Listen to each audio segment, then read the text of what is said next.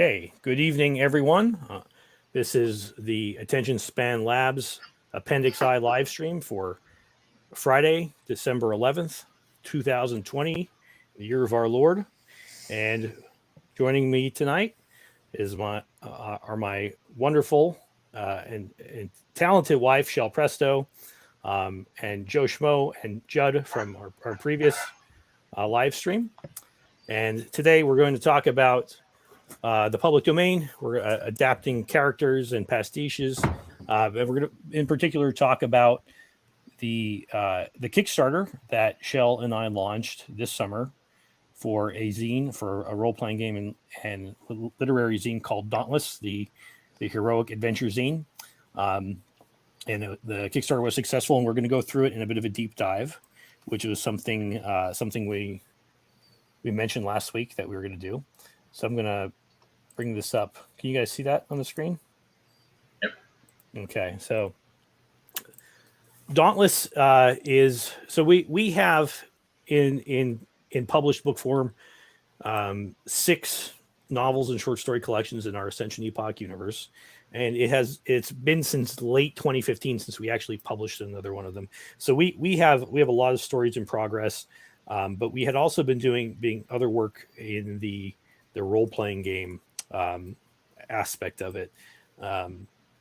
Shell does art, both page artwork and a comic strip for Bexham's Bazaar magazine, which is a tabletop gaming and tabletop crafting magazine.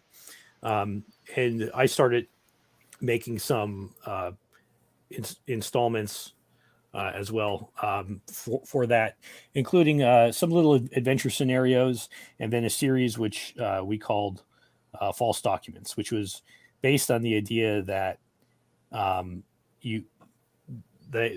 if you read some classic literature, they often reference books that aren't real. Of course, the obvious examples are, the Red Book of Westmarch and Lord of the Rings and the Necronomicon in H.P. Lovecraft's writings. But it was a very common convention back in the day, probably more so than now. We took these public domain sources and said, well, what do they tell you about this universe where they exist? In this case, our Ascension Epoch universe. So it was primarily geared towards adventure, pulp, and superheroes.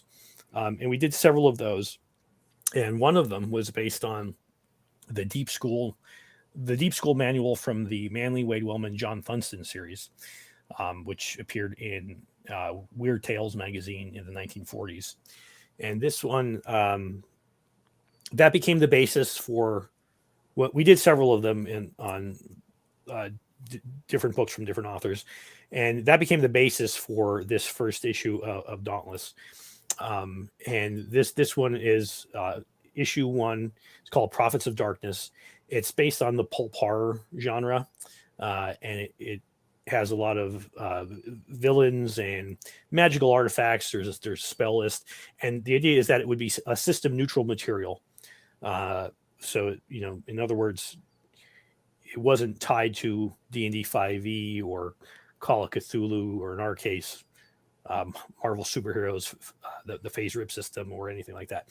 And so it was written in such a way that it could be easily adapted to any rule system and any kind of game you have in there. And we kickstarted this back in June, I think, Shell.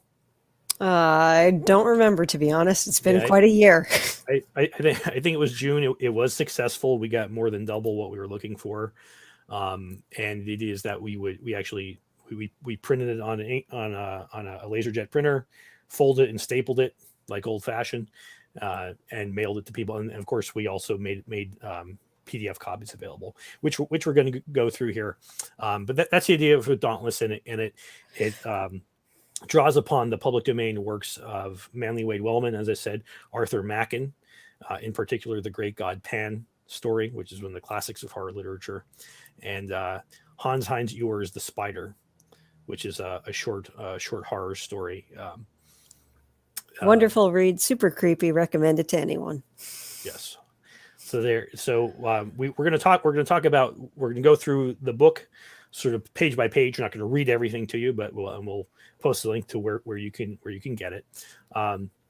it's filled with artwork and filled with there's fiction in it, and there's also RPG. There's RPG related stuff. There's lists of spells. There's plot hooks and everything, and character profiles. So that's the sort of the main thing we're going to talk about. But we're also going to talk about, related to that, expanding from the public domain like we did here, and the idea of pastiches where you can particularly a character who is not in the public domain, and you build your own sort of obvious stand-in for him, which has become sort of a maybe a derided, looked down upon literary form, but it's actually produced some very very fertile ground for characters and great stories. So anywho, that's what we're gonna talk about tonight. Now, before we get into that, though, I want to get into something that a couple things last week we brought up. One thing we wanted to do is do some deep dives and some independent stuff, and that's what we're doing. We're going to start with my book because I'm a bit of an egotist. I have to get some use out of this, but I also want to tell you about some good things I found in the wider world, based on the problems, let's say, that we were talking about last week. So last week we talked about a lot of problems. So I want to talk briefly about some good things I found. One thing is maybe somewhat surprising, but I picked up a book from Amazon called The Art of He-Man and the Masters of the Universe. And this book is filled with, and I really recommend it if anybody likes that sort of thing, and I actually posted about it on the Appendix I group on MeWe. You can join us there too, by the way, if you're on MeWe, find the Appendix I group. But it has some fantastic artwork, and it covers concept art, paintings, character designs, package art from the cartoon, from both sets of cartoons, and things like that. But it also tells a very interesting story. It's the opposite of the Bolshevik marketing that we were talking about last time. And this one has it really talks about how they respected their audience, and their audience was young boys, and so they knew sort of generally what young boys wanted, and they went out and they did I don't know, focus groups of research, but like instead of talking to their moms or whatever, they talked to kids. And there's this great image there where it shows this drawing of the guy that would become Beastman. And he's this horrible werewolf thing, and he has blood all over him and gore coming out of his mouth. And it said, we asked boys what they want, and boys told us they want more shooting, more gore, more monsters, more huge guys with big muscles who threw everybody around. And by golly, that's what they gave them. And I think that's something that we're missing now, unfortunately, in this world where people despise their audience. So any comments about that? Oh, yeah, for sure. Going to say more than that, they despise masculinity. They don't want boys to be little boys. Right. And He-Man is very, very definitely That's right. Sort of the apex of masculinity. Because the interesting thing about him is that not only is he this huge burly guy that walks around with just boots and underwear on and a big sword, but he's also not a bully. He's extremely moral. He always does the right thing no matter what. And his alter ego, of course, is Prince Adam, and Prince Adam is kind of he's a fop. He's a dandy. He doesn't seem brave, but he has to keep his secret identity secret. I don't actually know why in the context, other than they decided that he's a superhero, so he should have his own secret identity, because it's not really that necessary, considering that his parents are the king and queen and the villains are always after them anyway. He's not really protecting anybody, but the point is he doesn't fall into the ego trap of wanting to show off his power. He's very understated in that. I think I've always maintained that he keeps his secret identity to protect Cringer, who we know is the weakest link in the whole. and I'm sure he does whatever it takes to not protect Orko, but it just never works out, right? The interesting thing about go ahead, Shell. I was going to say, I had to say that what was it, 2010 cartoon? Yeah. Or 20 whatever cartoon. 2002. Oh, with the anime hair? Yeah. Yeah, that they don't have Cringer talk, and the entire series suffers for it. Yeah, I actually like that cartoon quite a bit, but the fact that Cringer / Battlecat doesn't talk in that weakens it in a quite surprising way, actually. But yeah, it's we were just talking about this yesterday, Judd, that it's interesting that Cringer, like Adam, doesn't mind. In fact, he's fine. He likes being He-Man. But Cringer is terrified of being turned into Battlecat, and even though when he's Battlecat, he's not afraid. In fact, he's reckless and he just wants to fight all the time. But like Cringer is just he's so thoroughly saturated by his cowardice that he doesn't even want to be big and strong, which is pretty interesting. Do you want the bad news now? Sure. Okay, so Kevin Smith is working on some kind of sequel to this whole He-Man saga. I heard. And it's going to be starring Tila. Tila, yes. It's called Masters of the Universe. They took He-Man right out of that situation. Apparently, he lost his sword, all this nonsense. So you can expect to see that deconstructed. Just wait. Yeah, I know. Tila Tequila, the Masters of the Universe spinoff. Yeah. All right. So I'm sure that will be a massive, rousing success, just like the She-Ra series on Netflix was. And oh god, provide plenty of opportunities for slash fiction and Hordak porn. And that's Y7. Did you know that? Is it? Yeah, the She-Ra is rated Y7, so it's for 7-year-old girls. I don't know. My guess and boys. My guess is that 7-year-olds don't actually watch it. That it's like 30-year-old cat ladies. Mostly. Yeah, it's pretty terrifying. Cancel your Netflix account, people. I did. We canceled it years ago. I'm not talking to you. I'm talking to the internet right now. Yeah, no, I agree. In fact, if you're listening to this, when you cancel, get off YouTube right after we're done this live stream. YouTube is awful as well. We do cross post everything on BitChute eventually. Yeah. Should I say the forbidden name? Sure. Yes, go ahead. Nope, I won't. Well, just in case. I cussed last time. I dropped a couple, nasty words. I didn't want to get you, shadow banned or. Just in case anybody's keeping track, Trump did not lose the election. No matter what YouTube says. And why? What was this? Is a massive election fraud. We're done. Is the goal here to see how many wrong think banners we can get underneath this thing? Well, I don't know if you heard, Jed. YouTube is the Earth is so flat, guys. I can't tell you how flat it is. COVID-19 is fake. I don't know if you saw this, Judd, but YouTube actually came out and said they're going to outright remove and ban anybody who says now that there was election fraud, who casts any kind of doubt. Yeah, I had heard that. I had not seen anything officially from them, but they tend to do things very unofficially. Tim Pool actually brought it up. Tim Pool said that if you said that Donald Trump was still president, that he won the election, and it was the only reason he may have lost is due to widespread election fraud, that you can get banned right away. Well, I'm sure that's it's probably big channels. I'm sure since I don't know, for all I know, like the YouTube monitors are actually listening to this right now, and hope so. and we know if they are that they're in secret agreement. So I also want to say to them, sort of like Kevin O'Keefe does to the Project Veritas leaks, and say, James O'Keefe, yeah. I'm sorry, James O'Keefe, say, be brave, do something, go out there and thwart your mind control supervisors, because they're coming for you next. I'd like to say to the wide internet and all the media right now, if they were listening, I would say, China's still a thing, dude. Pay attention. They're coming after all of us. Okay, Let's be honest. So since you bring up China, Joe, I want to talk about the completely unrelated to anything else we just said. the amazing revelation of a Chinese honeypot woman by the unlikely name of Fang Fang, right? Which is like right out of an Ian Fleming novel.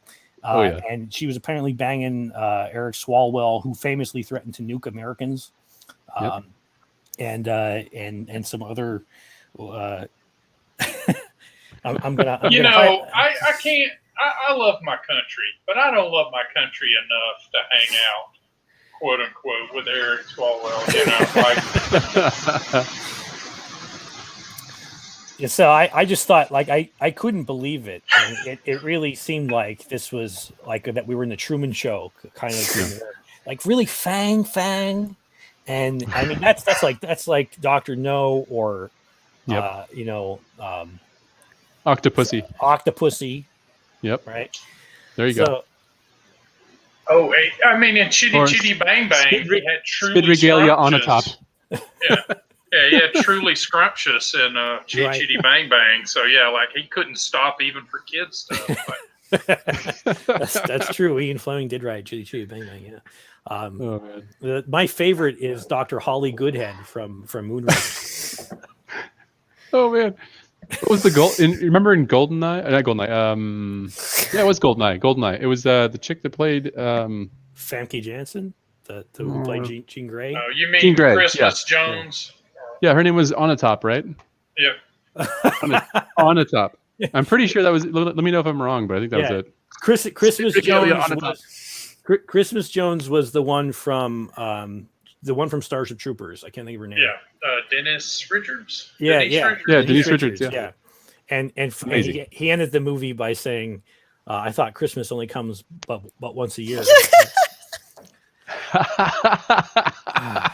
See, this is the kind of clever dialogue we need to get back to, is what I'm saying. Yes. And one. Hey, by the way, though, let's see here. Shell, is this your art on the Dauntless cover? Yes. I appreciate you drawing your women with the proportions of Denise Richards. That's awesome. Well done. There's a lot more good stuff to look in there. But hold on, we're being fact checked by a member of the live stream audience. Now he's talking about Swalwell here. Now in his defense, he didn't say he was going to use American nukes on us. Yeah. So this is true. He was probably going to use Chinese nukes supplied by Fang. Okay. Chinese nukes. Yeah. Okay. So we're getting feedback on someone. Yep. Okay. So go ahead, Shel. I was going to say, I actually have something to say about the proportions of the Nefandis on the cover there. And I think it's important to talk about with making your work, we'll say, like you choose an audience when you make a work, and it's like, are you choosing your audience to be for males or females or whatnot? And I grew up as as a fan of American comic books. In an era when American comic books were made for boys, we'll say ages, I don't know, like 10 to 25 or whatever.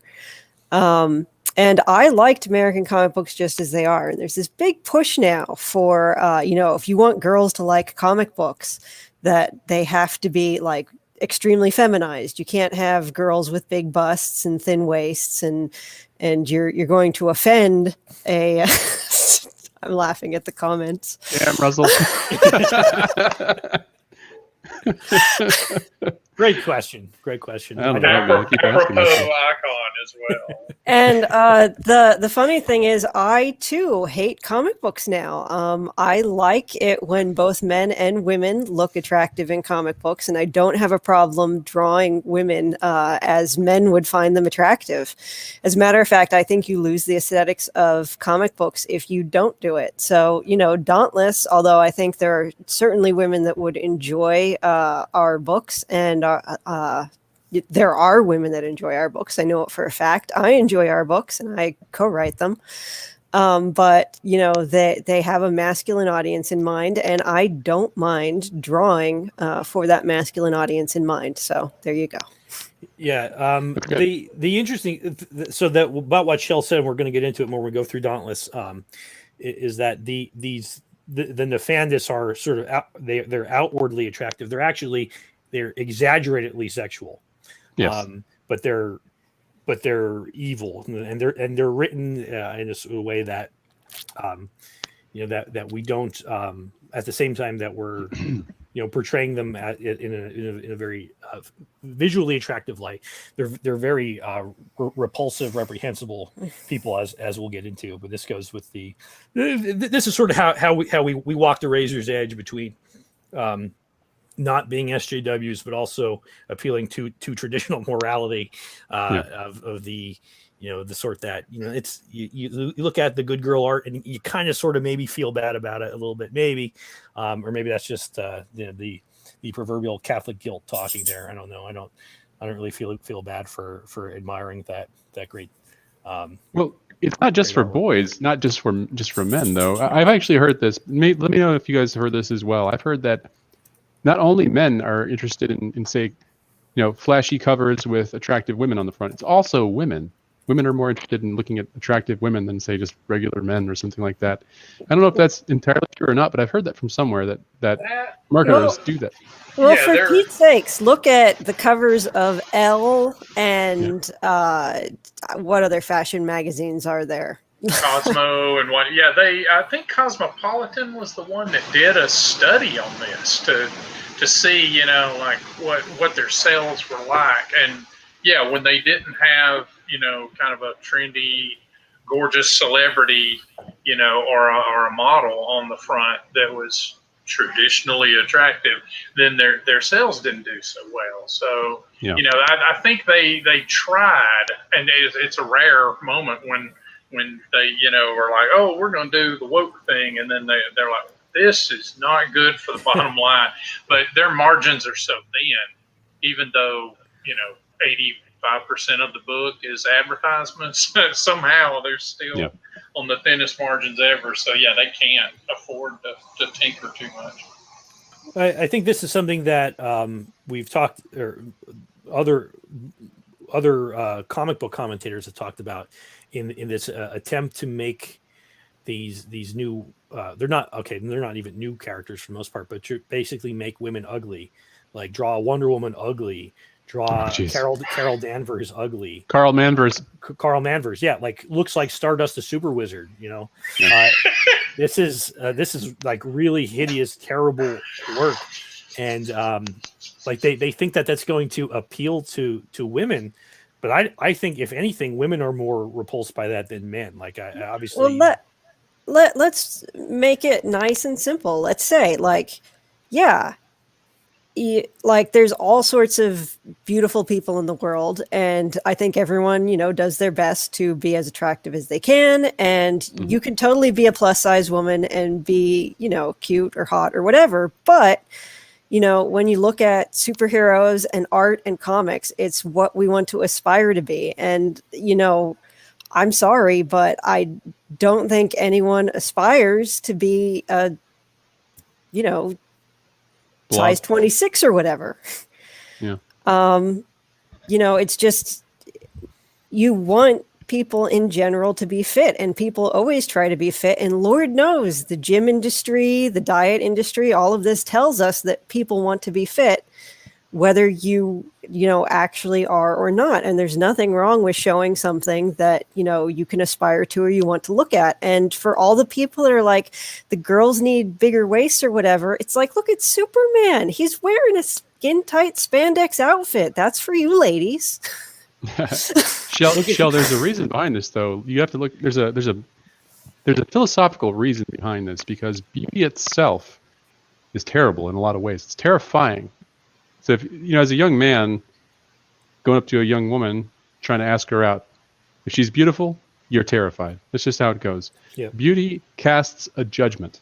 So if a woman is in great shape and she looks gorgeous, everyone that isn't as gorgeous as her feels like it's in some way they're less valuable. It's not true, but it's also a judgment saying you can do better. You know what I mean? And that terrifies people who can't meet that standard. And that's why those people who hate and rail against the beauty industry, for instance, that's why they do so. I totally understand that, but I guess I'm just saying, hey, get over it. I agree. No, I agree. There's a reason to have that judgment there. You need to have it. You need to try to do better than you can. You need to strive towards something. You need to have a goal. Right. But some people refuse to judge themselves, and that's the problem. Well, yes, and then they resent superhero the benchmark. comics. What are superhero comics if not aspirational? Absolutely. Yeah. They're sort of modern Olympians, and their jobs demand an astounding amount of physicality, right? So Absolutely. you know, it's not realistic for. Like, I never understood how the Penguin, was as threatening as he was. I guess because he had a lot of goons and he taught Rocky how to fight, so maybe he had some fire in him. That's a Burgess Meredith reference there, everybody. Isn't Yeah. Although in the end, he did manage to have a kid with Firestar. So. Man. Starfire. Or Starfire. Sorry. Sorry, I went there. She's new to Earth. She doesn't know. She's like, that sounds great. Please, no one look that up. Don't even give them any more traffic on that one. So, Judd, the cool thing about Penguin is that he is the opposite of the opposite of Batman. Exactly. Because he also inherited money and he inherited cunning, but he didn't inherit like the physical graces and even the character. So he's actually the opposite of Bruce Wayne. Oh man. Now they need to remake the movie Twins, but with Batman and Oh man. Oh man. Love it. Okay.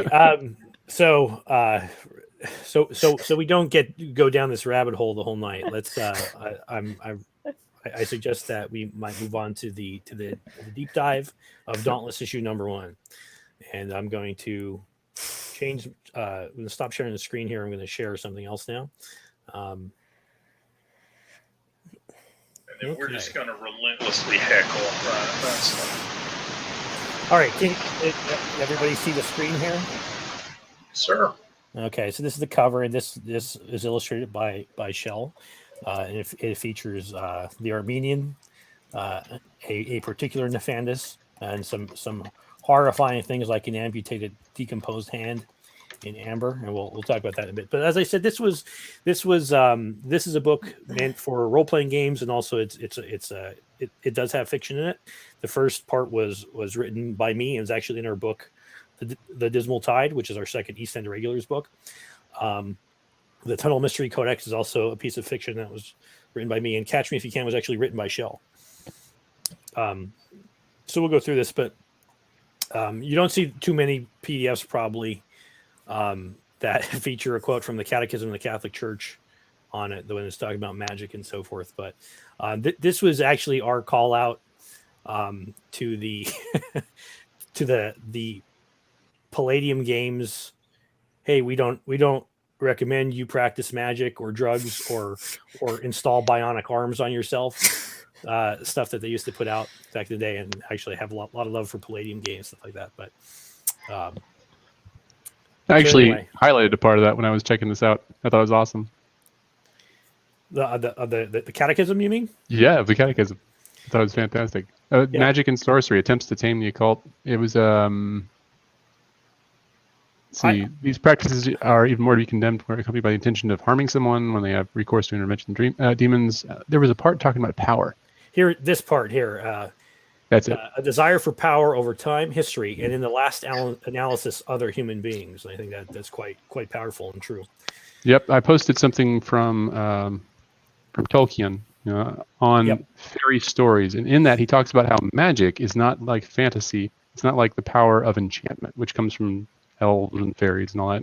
Right. He said it's about exerting power over the world, which really ties into his assessment of magic in The Lord of the Rings. That's what it's all about, Yeah, the magic of the elves and probably to a significant extent the Astari is craft, is a deep knowledge of the world rather than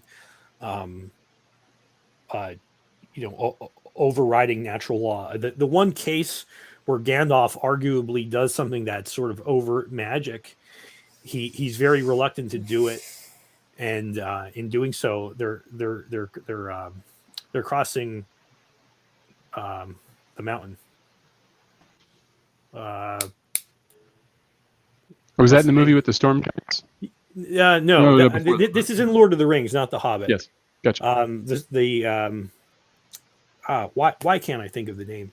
the snow mountain before they go into Moria. Cataros. Carathros, yeah, Carathros the Cruel, and they're and it's snowing really bad, and they can't see and everything, and they're basically begging Gandalf to do something about it, and so he issues a word of command, and a piece of he makes a flame appear, right, and he says, "Well, I hope you're happy because now I've just announced our presence." To everybody around here, right? Who knows to see this thing, and that was one of the only overt D&D style magic he does in the whole book. There's another part where he's fighting the Balrog, and he does like a lock spell, and then the Balrog does a knock spell basically to blow the door away. But anyway,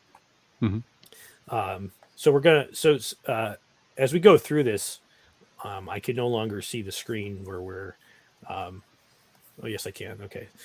So if anybody has comments that they think should be called out, please let me know. But the first part is, I said, an excerpt from our novel, The Dismal Tide. This stars the East End Irregulars, our heroes, Torrent, who can control water, and he's also a psychometrist. Corona, who is a thermokinetic, and the Mysterious X / Kid Awesome, who's going through a bit of an identity crisis here, a secret identity crisis. And he has no powers at all. He is the badass normal of the group. But they run into Mr. Gentry, who will appear later. And Mr. Gentry is a scholar, is basically he's a flunky from the deep school. He failed out. So he's the classic Man in Black. He's very, very in the typical Men in Black literature. They have very awkward bearing, awkward way of talking. They're like alarmed and amused by innocuous things, kind of like Hillary Clinton when the balloons went up. And they, but they're just very unnatural. In his case, he was a human, and we'll talk about this some more. But he had to, when he went to the deep school and to escape and live there, he had to trade his human eyes for the eyes of demons. So you could first see there, and then, as you can sort of see in this picture. But anyway, the Irregulars have an encounter with him. They get alarmed by his sort of satanic presence. One of them snaps and attacks him, and then some things happen after that. Now we go into Mr. Gentry, his bio. This is mostly for this is supplemental material for those who are interested in the characters from the book. But we actually have, this is for someone who wants to use him as a character in a role-playing game, as a villain probably. I mean, as a villain, pretty much definitely. I don't really. Yeah. It depends what kind of person you are, I guess. One would hope, right? Yeah. Talked a bit. This is the system neutral stuff, where we don't give like specific rule and specific stats and yeah. We did a what do you call that? A stretch goal, where we actually produced a Marvel Superheroes TSR phase rip system character cards that we mailed to people. So and people did unlock it. Yes. Yeah. On a side note, I would just say if you're making a game product that's mostly world building, this is the way to do it. You know, like maybe have a thing in the back with some common stats or whatever for certain systems. But yeah, if you go more systemless and just, plain text, the idea is it's so much easier for people to use in whatever they're playing. Yeah. Well, the other thing with giving specific stats, like I think specific stats are helpful. Like it helps the GM like sort of gauge where things should be. But really, like if you're putting Mr. Gentry against level 1 characters versus if you're putting him against level 15 characters, you're going to slide the stats to meet that challenge anyway. Right. Yeah. Any good GM is going to do that. But I mean, assuming you actually want to make him a character that the characters have a chance. Well, I would draw that, because a good GM will also have villains, have enemies that their party cannot defeat earlier on. I think that's more squares more with reality. Yeah, I don't think you should make everybody the same level, but certainly if you needed to make him more powerful to oppose a more powerful group, you're going to do that anyway. But yeah, Judd, to add on to that, I've actually gotten several emails from people who backed it, who said they, after saying how much they liked it, they said that they really hope that we will continue in the future to make it system neutral, because a lot of them play game systems. One of them mentioned actually plays Palladium Superheroes Unlimited. And there's no support for that anymore. So he likes being able to get something in a system agnostic format. Yeah, it's really easy to fill in the stats yourself. No big deal. That's awesome. I like the way it's done. And then there's some notes here on how to role play him. And I mentioned that should be played as the classic Man in Black from UFO and supernatural folklore, not the Will Smith movie, just in case anybody was confused. And then we have plot hooks. One references the Total Mystery Codex going on in the next section, some ways you can insert him into your adventure. This is just an ad for another one of our books, Copper Knights and Granite Men, which is he's a right-wing villain. I just saw that. He's got a master. Wait, who are you talking about? Gentry. Oh, he's a right-wing villain because why? Because he's a part of the hierarchy. Oh, okay. Yeah, left-wing villains are just mindless kind of zombie-type creatures. Well, there's certainly a lot of we'll say tradition here, because there's a hierarchy in hell too, right? Yep, that's right. Devils have a hierarchy, and they're right-wing villains. That's right. Whereas demons are chaotic, right? And they're all right. It's the lawful evil, chaotic evil. Yeah. All right. So the next section is a bit of fiction, and there's some reference. The Tunnel Mystery Codex is Gentry's deep school manual, and it just describes it as no visible text. But then when they're doing a psychometric analysis of it, they turn off the lights to turn the machines on, and then the text is suddenly visible, and it causes what they call spook up with the lab techs, and it has some sanity loss stuff going on there.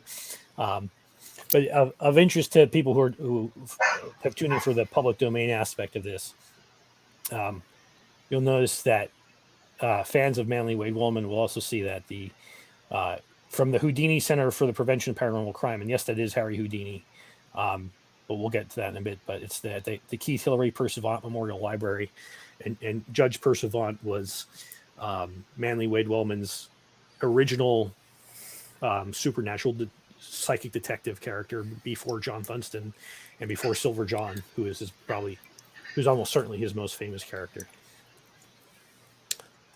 Then we go on to the false documents section. Oh, about Houdini. So in real life, Houdini was like a crusader against mediums and so-called psychics, and he set out to disprove them. Which because he, as a stage magician, he basically knew all their tricks, and he had some interesting. He had an interesting relationship with Arthur Conan Doyle, who did believe in things like he thought the Cottingley fairies were real, and he thought they're like medium, like I don't know if Conan Doyle was a theosophist, but he believed in spiritualism, and they kind of they were friends, but they had kind of like a falling out about that. And the term is hippie. I don't think Arthur Conan Doyle can be described as a hippie. Well, he believed in fairies. I'm just throwing it out there, Yeah. Well, yes. He was totally duped by that photography, He was the Victorian equivalent of the New Age Jews. Love his works. The Cottingley fairy. Oh, that's. It is sort of hard to believe that anybody was taken in by. Like the photos look good.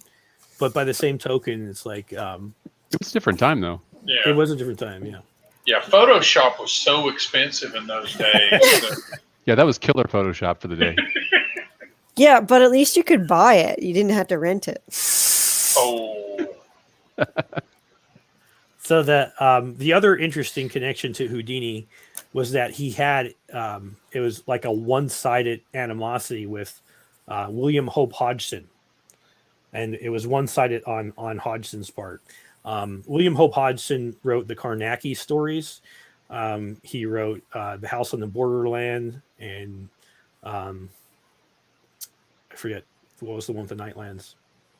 But anyway, it's just the Nightlands, right? Oh, okay. Well, there you go. I think. Yes. Yeah. There you go. So, but anyway, he was a prolific writer, but he was also a policeman, and he was into physical culture and everything.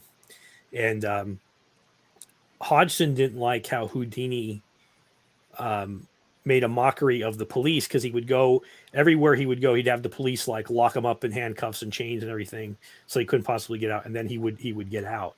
So Hodgson, during one of Houdini's stage shows, was in the local police who was asked to lock him up, and he hurt Houdini pretty bad in doing it. He was like really rough with him, but he still got out of it. So anyway, what does this have to do with the fictional world of the Ascension Epoch? It's like, well, one, in the Ascension Epoch, there literally are psychics and mediums and fairies and so forth. So Houdini goes from this person who is crusading against fakers to a normal guy who is obsessed with finding ways for normal people to beat superhuman criminals. And so he has this rivalry in there with in particular with one of Karnacki, who is a Hodgson character.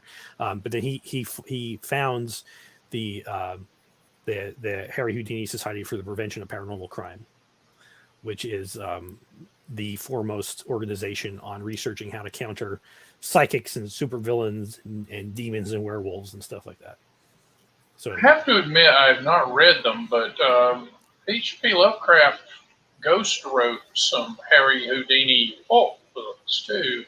Yes. And I think in those, the supernatural is played as kind of straight up, right?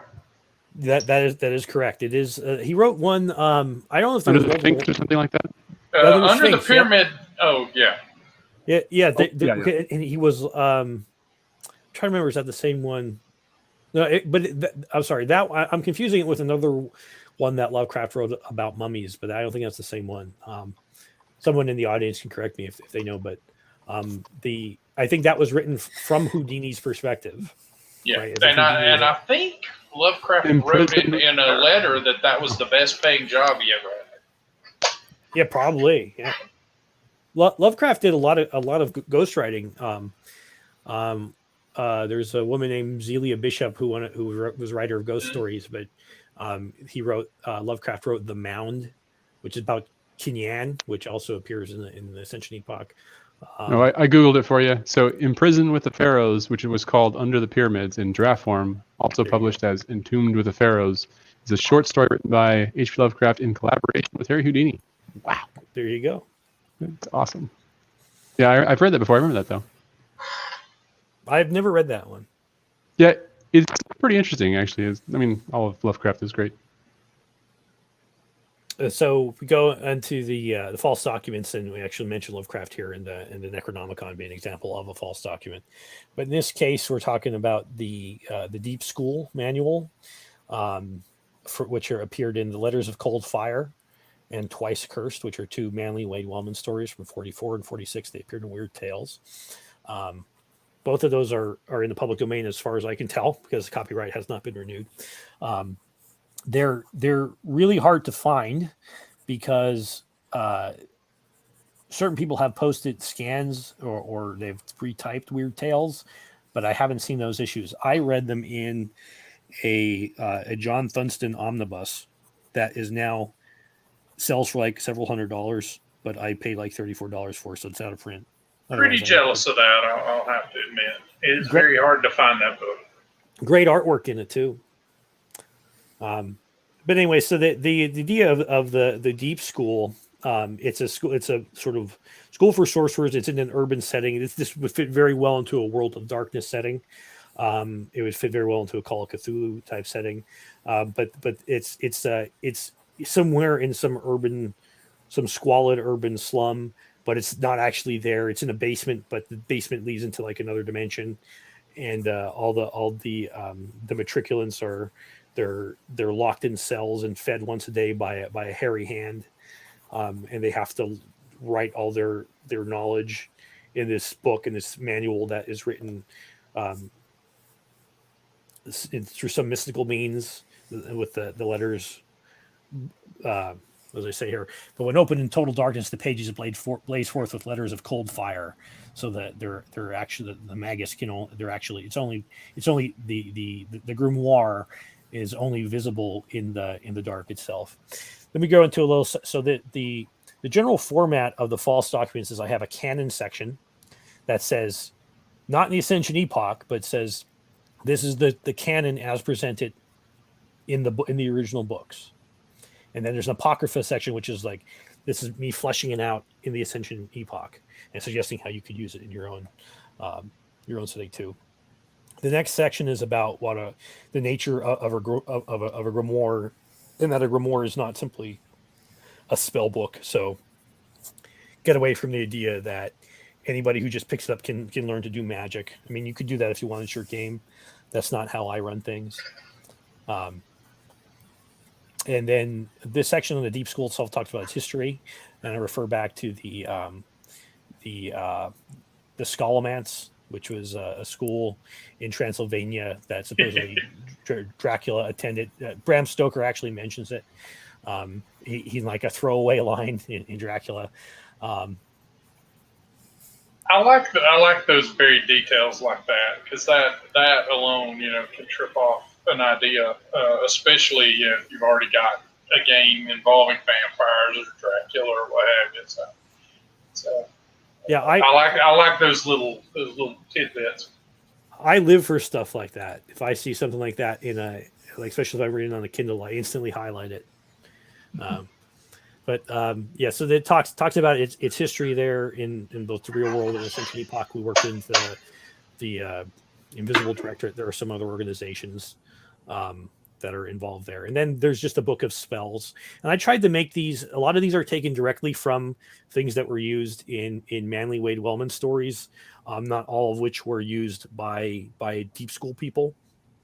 But then I also tried to use some different ones that I thought were interesting that were not your standard D&D spells, because why repeat things?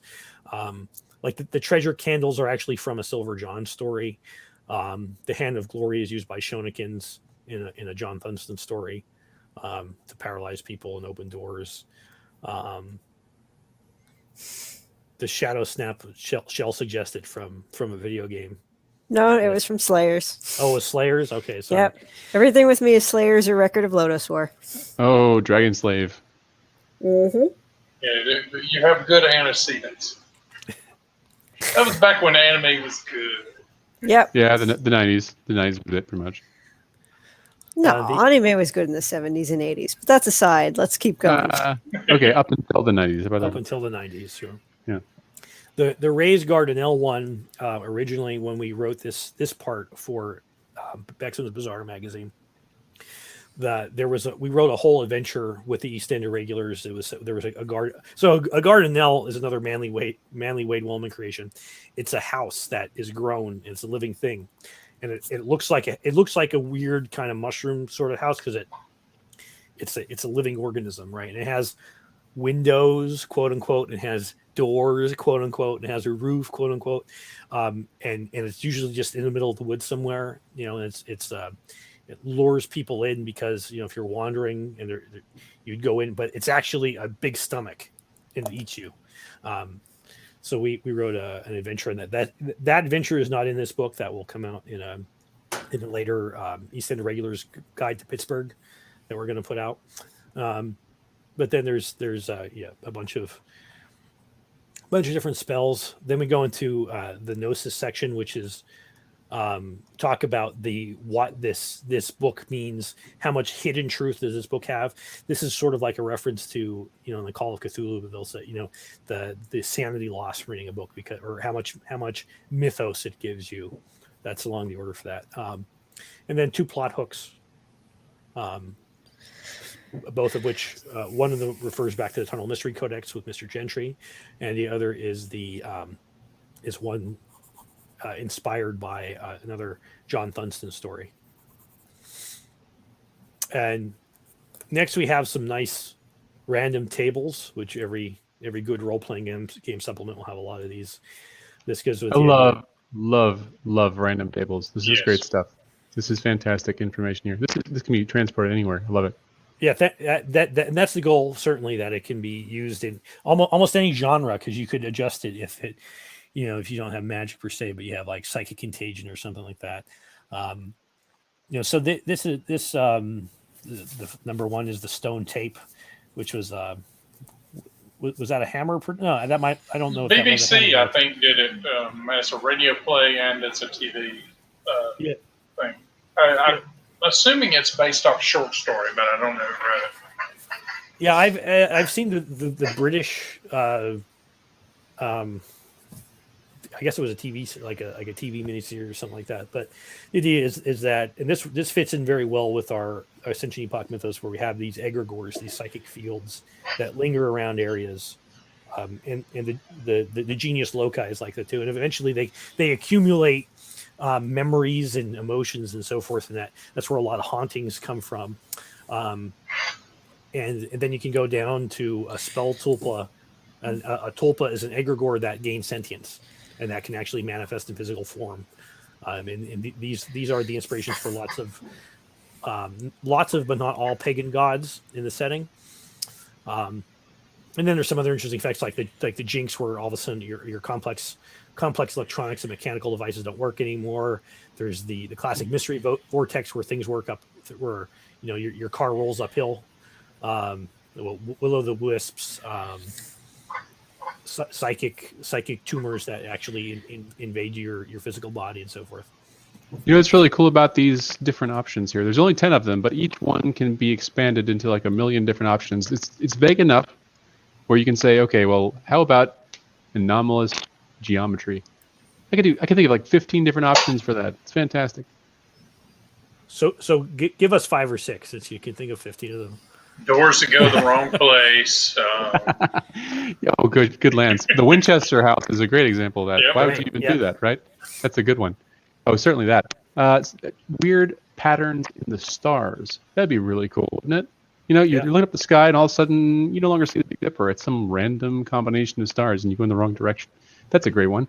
Weird cloud patterns. Why not? Let's make clouds form strange things like Rorschach tests that look a lot more similar than you would expect to something horrible. That's a great one too. And on and on. It can go forever. The way that stones fall in a river or creek. Absolutely. The flow of the creek, yeah. So I'm going to call you guys for the next one we write, because those are pretty good. I didn't think a lot of them. I am happy to do random stuff. I was going to say, in one of our regulars books, we wrote an entire mini story in one chapter based on the weird way a rock looked when I was working at the newspaper. I know that story. Yeah, that is also in the Dismal Tide, which is the same novel that the Evil Eye story takes place in. But that is also, that's inspired from Shell's story or a photo she saw when she worked in newspaper. It was also inspired by Tim Powers' novel, which you sort of get a glimpse of in the next chapter after that. But Tim, if you're watching this, we'd love to have you on our podcast. And we're sorry with what they did to your book and the Disney Pirates series. I like that movie. I have to say, was the ending redeemed it for me. Yes, the ending is exactly what I'm thinking of. When the Spaniard is like, there is only one source of eternal life, and he destroys. It's like, yes, that's Tim Powers. That's Tim Powers right there, right? Spoiler alert for a movie that's 10 years old. I don't deal well with people who don't want spoilers, and I but especially for a movie that's 9 years old. I'm not going to entertain that anymore.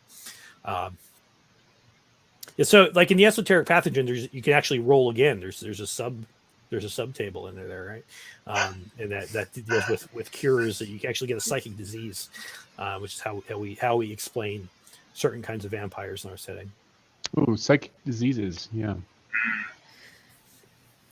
Very relevant. Very timely. So that I sort of talked about this somewhere else on MeWe recently, but there's true vampires, which are demonic pact, and then there's the vampires that science believes in, which they have von Karnstein's disease, or von Karnsen Syndrome, of course, named after Carmilla von Karnstein from the Sheridan Le Fanu story Carmilla, which probably inspired Dracula. But the sufferers of von Karnstein's disease have outward signs of vampirism, but it's actually like a mutated form of rabies that was psychically mutated, and is eventually fatal unless it's stopped by certain drugs. But they get skinny and they get averse to sunlight, and they, their gums recede, so their fangs, it looks like their teeth grow and so forth, and they start getting pica and a taste for blood. And then they are strangely attracted to Hot Topic. There's no Hot Topic in the Ascension Epoch. Yeah, I was going to say Hot Topic doesn't exist. You have no idea how hard it is to write jokes in the Ascension Epoch because of the alternate history. It's just called The Topic. Right. Warm topic. Well, no, like because of the alternate history, we say like there's a lot of things that can't exist. So then we sit there and it's like, can we make a joke about Orange Julius? And it's like, this joke is too good. Orange Julius has to exist. Yeah. And then it's like, can we make a joke about SpaghettiOs? It's like, this joke's not that good. SpaghettiOs won't exist. One thing we actually do is whenever we describe like a retail establishment or a restaurant, if we can't come up with a good one of our own, we use like a department store that went out of business in real life, like Hills. Yeah, Hills is real big in the Ascension Epoch. Yeah, I love Hills as a kid. Hills is where the toys are. I wish we still had Hills again, but anyway, on with the Armenian. The Armenian is his real name is Vartan, and he comes from a time before men really had last names, and he's not surprisingly from Armenia. He's from Armenia in the 8th century. And he was. Shout out to my Armenian people out there. I was about to make a Young Turks joke, but I'll. Oh no! From that. Anyway, he was a geomancer, which I explain about what that means in here.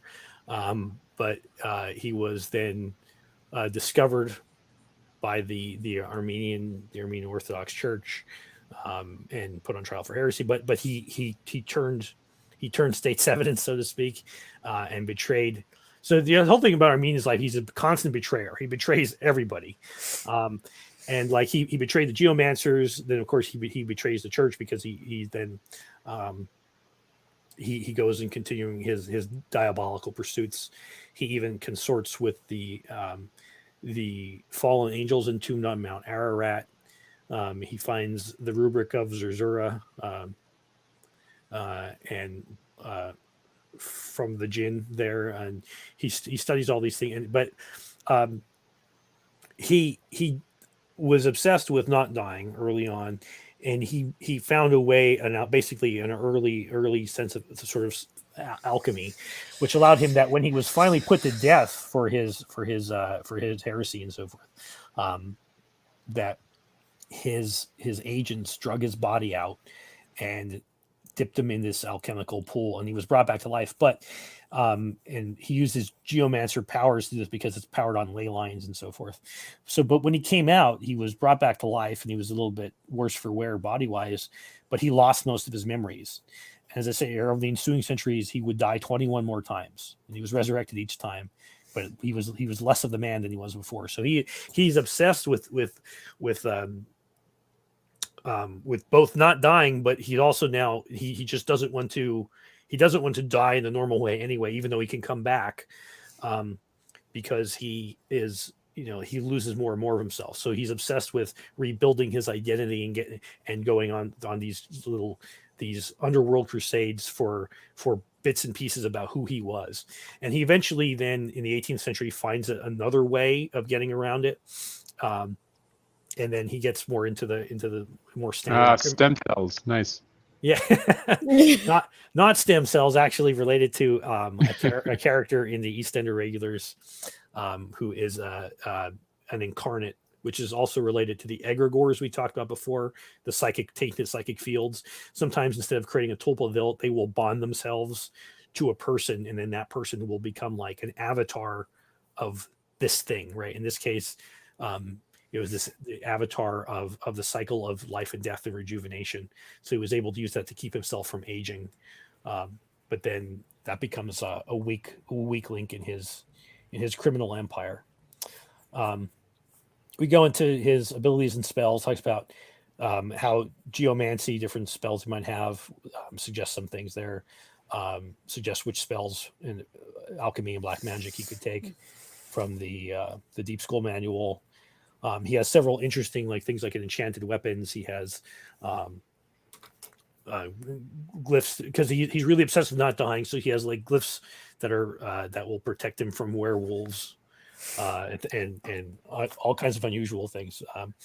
And then there's Dark Shadows fans will recognize in the Hand of the Heresiarch at one point, in order to gain more power for himself, he had to. So he was when the geomancers cast him out, they did this ritual where they cut him off from his geomancer powers.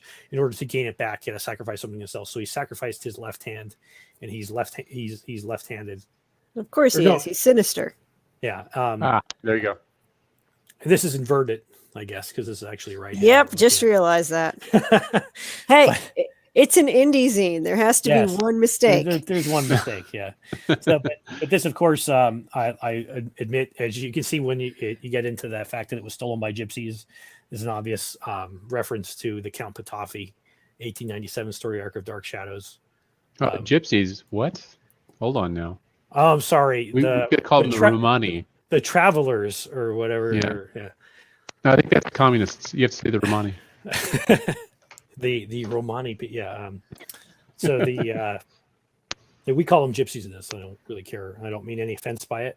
Oh, I love it. You probably don't know this, Joe, unless you've read our East End Regulars books. But there's a running joke with the idea of gypsies, because in our this is based on something that I myself went through, and where we live in Pennsylvania, people would talk about all the time of gypsies robbing people, and what they meant was just vagabonds, like hobos, right? Not literal. But as a kid, when I heard it, when my parents or grandparents were talking about, the gypsies are in town again, and they robbed a lady, and the lady came down she was taking a shower, and there was a gypsy in her living room.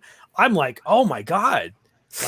They're the gypsies with the crystal balls and the werewolves and I'm like, and I was obsessed with this because I hear about this when I was a kid. I'm like, and we'd go out with our toy guns and we'd go hunting for gypsies and everything, right? and I'm like I'm looking for these wagon caravans, this is what I imagine. And it wasn't until I was 18 that I realized that they just meant hobos.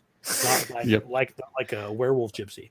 So anyway, it's a generic term. That's a fact. It is, right? Yeah, and you're right. In fact, when they talk about tanks, they're gypsied out when the infantry throw their bags and stuff on it, But do you have some military past? I was in the Navy Reserve for a little while, and I left there. Yeah. Nice, awesome. Thank you for your service. I don't. I don't generally look back on that as a time that I'm happy with. I mean, I left there for a reason. I was in ROTC, and I went through my 4 years of there, but I left. I was not. Since we're going down the segue here, no, I left. I joined before 9/11, and then we started getting in the Iraq War and Afghanistan, everything else, and then I really sort of said this is not what I don't want to. I don't want to do this. I don't want to be part of these meaningless wars. These meaningless wars, yes. Yes. That's good. It's good. Yeah. So you had noble intentions when you joined. That's not a bad thing. You had good intentions, and you got out when you felt that your conscience said no. That's it. Yes. Well, yeah. More or less. So now everybody watching knows my story too.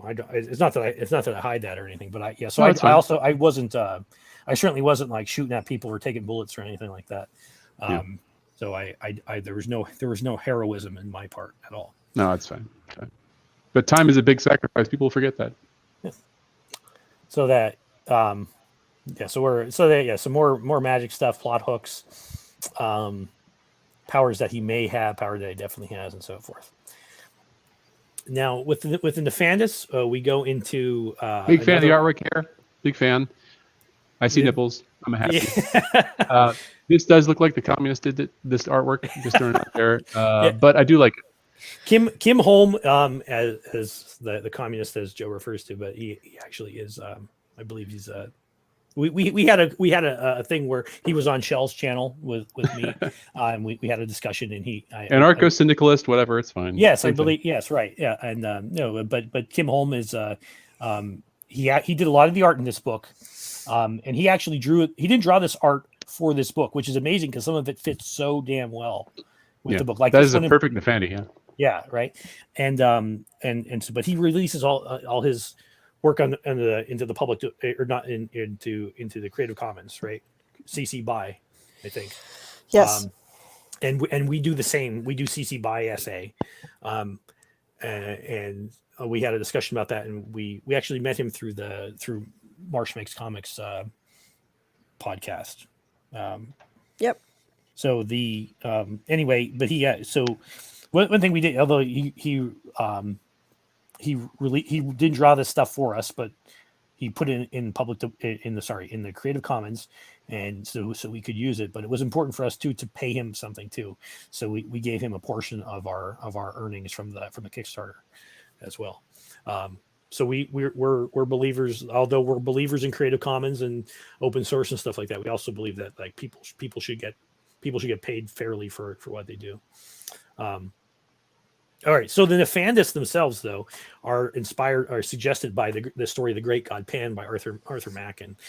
If you haven't read that story, go out and read it. This, unlike the John Thunson story, is easy to find. You can find it on Project Gutenberg, and you can read it right now. Nefandis basically, so they're these are sort of like succubi, but they're human demon fae hybrids, right? And they're born from a mating with this great god Pan, who's like this savage demonic nature deity. And where did that come from, though? And this is Arthur Machen, right? Arthur Machen.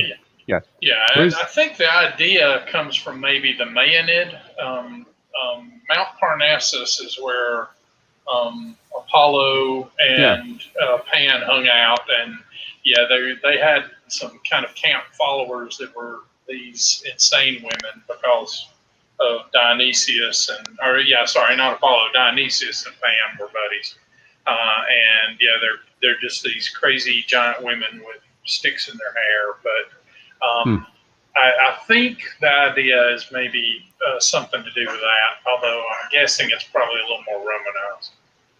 Yeah, it sounds like the idea of Pan as a demonic god is probably a Christian sort of perception of him as certainly like a goat / demonic thing. The image of Satan as goat-legged man is kind of in there somewhere. Yeah, it's the root word for panic. So he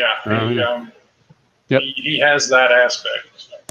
Yeah, they I guess they would go into these fits of like ecstasy. So even before the Christian era, one of the only cultists ever banned by the Roman Senate was the cult of Bacchus. Am I right, Judd? And Bacchus is like the Roman Dionysus, right? May not have been the only. I think initially they weren't too thrilled with Mithras, but that ball got rolling and they couldn't stop it. So okay, well, but that was like the revels that the Bacchic cult was associated with, because they would get drunk and they would have, I guess, public orgies, and they would just disrupt the concordia of the Roman household and the Roman state, so they cracked down on that. But so there even then there's sort of that nefarious connection to the frolicking nature deities. But the Nefandis in the story, there's just one particular woman who's born of this liaison, and she's just evil, right?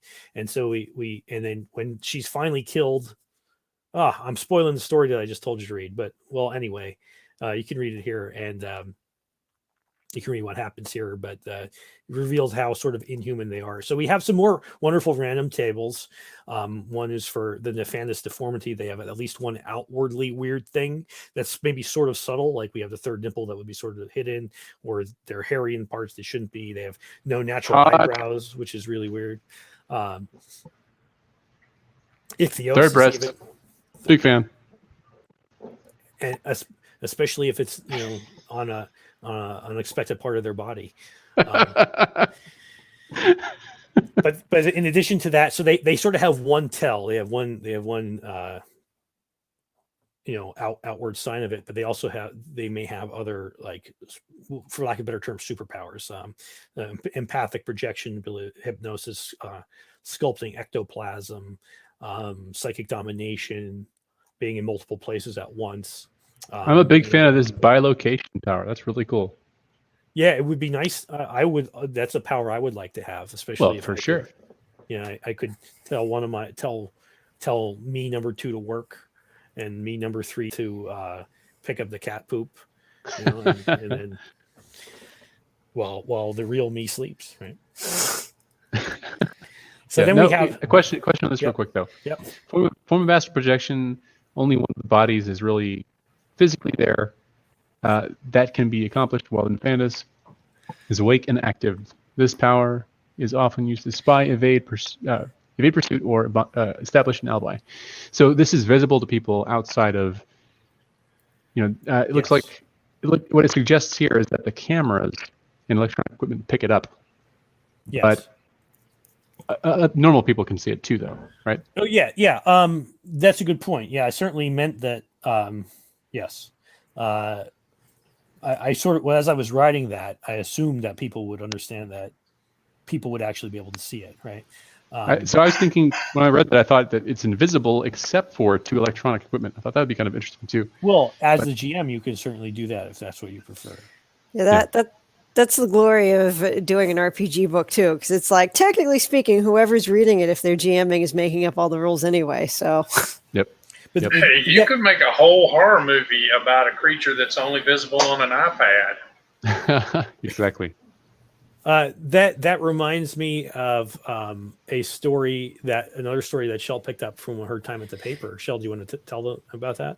Oh, that was great. That was this crazy call that came over. One of the things is when you work at the newspaper, you always have a police scanner on. So I was the person that sat right next to the police scanner. So I'd be like listening to music with one earphone and then listening to the scanner with the other earphone. And if it can I just interrupt just to say that I'm stepping out just for 10 seconds. I'll be right back. Okay. This crazy call comes over the scanner and they say, the dispatcher lady is telling the police officers over the scanner. She said, we've gotten this weird call from a guy and he's very disoriented and he's very worked up. And he keeps saying that he just got photos developed and there's people in the pictures that were not at the event.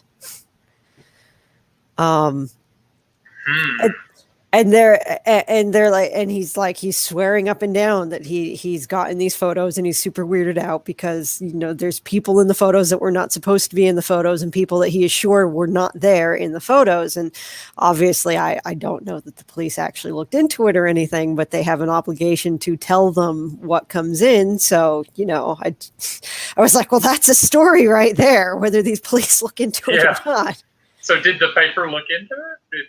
The paper didn't look into it. I don't know that the police looked into it either, but because when stuff comes over the dispatch, they don't give away names or addresses or how to contact people, and the police call in on a non-public channel for that kind of stuff, unless there's a fire, because if there's a fire, everyone needs to know where the heck the fire is. But yeah, we've gotten a lot of interesting stories and tidbits from my time working at the newspaper. Because I've got so many questions. You guys know all about how that whole profession has been corrupted from top to bottom. Oh well, that's an entirely different story. I'm talking about next stream. Corrupted before she got there. I don't know if she got. Oh yeah, for sure. So I guess the danger of listening to music and the police scanner. Did you ever accidentally report that the man from Mars was eating bars and now he only eats guitars? No, I did not. That's a Blondie reference for you kids out there. I didn't even know that one. Obscure Blondie too. Very good. Yeah, I was gonna say. I'm just gonna roll with this one. First appearance of Fab Five Freddy, who would go on to host MTV Raps, which is what MTV used to do before it became a reality TV show. You mean when they showed music videos? Exactly. We're really showing our age with that one. Oh yeah, I'm a Headbangers Ball guy myself, but that's fine. All right, moving on to the next section. We two specific instances of Nefandi, if that's the plural of Nefandis. The one is from The Spider by H.H. Ewers. The other one is a purely original one, Layla Morgenthau, who has, as you can see there, she has powers of controlling animals and make them do terrible things like making normal, peaceful birds rip other birds apart. And she does it for fun. Claramonda is the name of the villainess from the H.H. Ewers story, The Spider. And she, well, there's a series, without giving too much away. You can also read this for free. I think it is on Project Gutenberg, right, Shell? I don't know if it's on Project Gutenberg US, but it's definitely on Project Gutenberg, I think, Australia. Okay. If you search for the story in Google, it will come up on one of the Gutenbergs. But it's in the public domain in the U.S. regardless, because it's written in like 1900. Yes. Something I wanted to throw out here real quick. Yep. I was looking through here because my anti-wokeness detector is always on full blast, and I came across the Nefandis, checked it out, and I said, interesting. Oh no, wait, these are hot chicks that you want to get in a relationship with, and then you want to dump, but you just can't. You got that psychic power over you. You know what I mean? Yeah. I thought, yes. Okay, this is clever. They're actually tapping back into an older female archetype, the seductress, the villainess. Very out of the current vogue. It's not a thing you can do anymore. But it's essential because women have great power. And ignoring the fact that they have this kind of power, they have incredible sexual and social power. Ignoring that basically cuts out a core of the female archetype. It undermines women in general. It depowers them. Yes. And the fact, it's amazing. I love it. So this, Layla Morgenthau and Claramonda, fantastic. I applaud you guys for checking this out. This is great stuff. So and the femme fatale archetype, of course, goes back to Arthurian legend. It goes to the Bible. There's really through Greek myth and so forth. I mean, wherever you want to go. Absolutely. As you were saying before, Joe, about the power of the terrible power of beauty. Yes. The Lord has over people, and that makes you intimidated, but it also makes you want to serve it. And that outward beauty can, in this case, that's definitely what's going on here. They're I describe it somewhere here. They're exaggerated sexuality, right? Mm-hmm. They have very huge boobs and narrow waists, and they're built to look enticing, but they all have that Nefandis tell about them, right? That's only revealed when you get for Layla's mark is a thin scaly tail about 11 inches long. She keeps coiled around part of her unusually slender waist. And at a cursory glance, it can be mistaken as a tattoo or perhaps a burn scar. Even when undressed, she waits to reveal its true nature to the point of maximum horror and degradation. So Layla in this case is she's the Armenian's lover, but she is also his honey trap, basically. And he uses her to like a fang, if you will. A fang, if you will. Yes, exactly. Very nice. And she does a lot of blackmail and so forth there. So that's white male has no power. That's the problem. Are we kicked off YouTube yet? Are there still people on the stream? All right. Then there's some more plot hooks, especially using for her as for Layla in particular. One is ripped from the headlines, which is obviously about a certain guy. Hey, Shell, real quick. Yes. Awesome. Love it.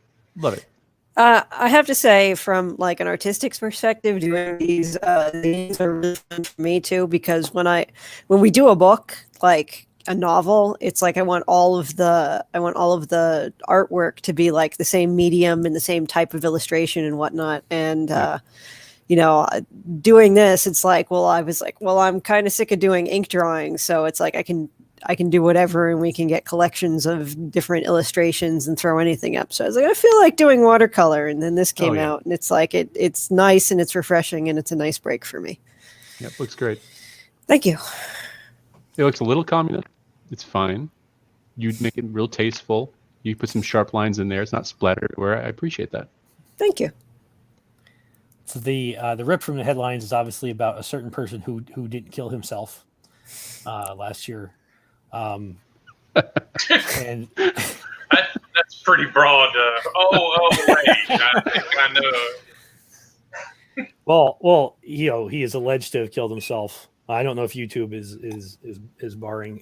Wow, we're racking up the banners. We sure are. We're about to be sent to the No, gulag have you noticed that no fact checker ever disputes that when it comes up?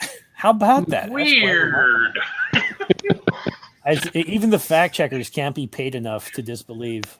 Snopes has found this mostly meh. But then I don't know if you guys have noticed this. The Mother of Abominations plot hook is kind of my take on The Searchers, the John Wayne movie, but in a horror context. So anyway.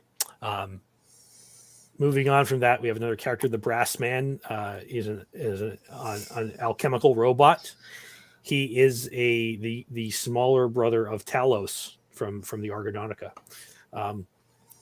and he's powered by Azoth and Sun's Blood and all these geomantic alchemical concoctions that the Armenian is able to use him to control and uses him to do. So he sends the Brass Man out when. Excuse me. He sends the Brass Man out to smash, when he doesn't need subtlety. He's a big metal golem, big metal robot that rips things apart.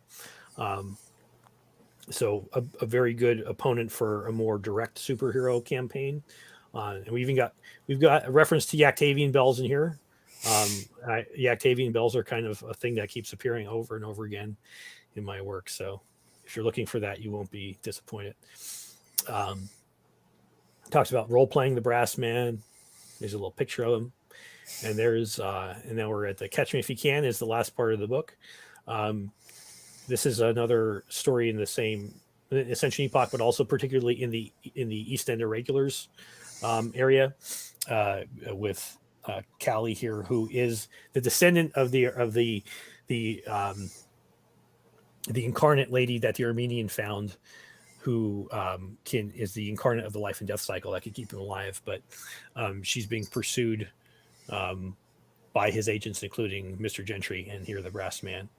And so this is a story with Brass Man fighting Threads, another one of our Irregulars characters who has not appeared yet in the books, but he appeared in the convention only book, but this is his first widespread appearance. Yeah, if you subscribe to our mailing list on ascensionepoch.com, you'll get a short story with a Gardanel in it.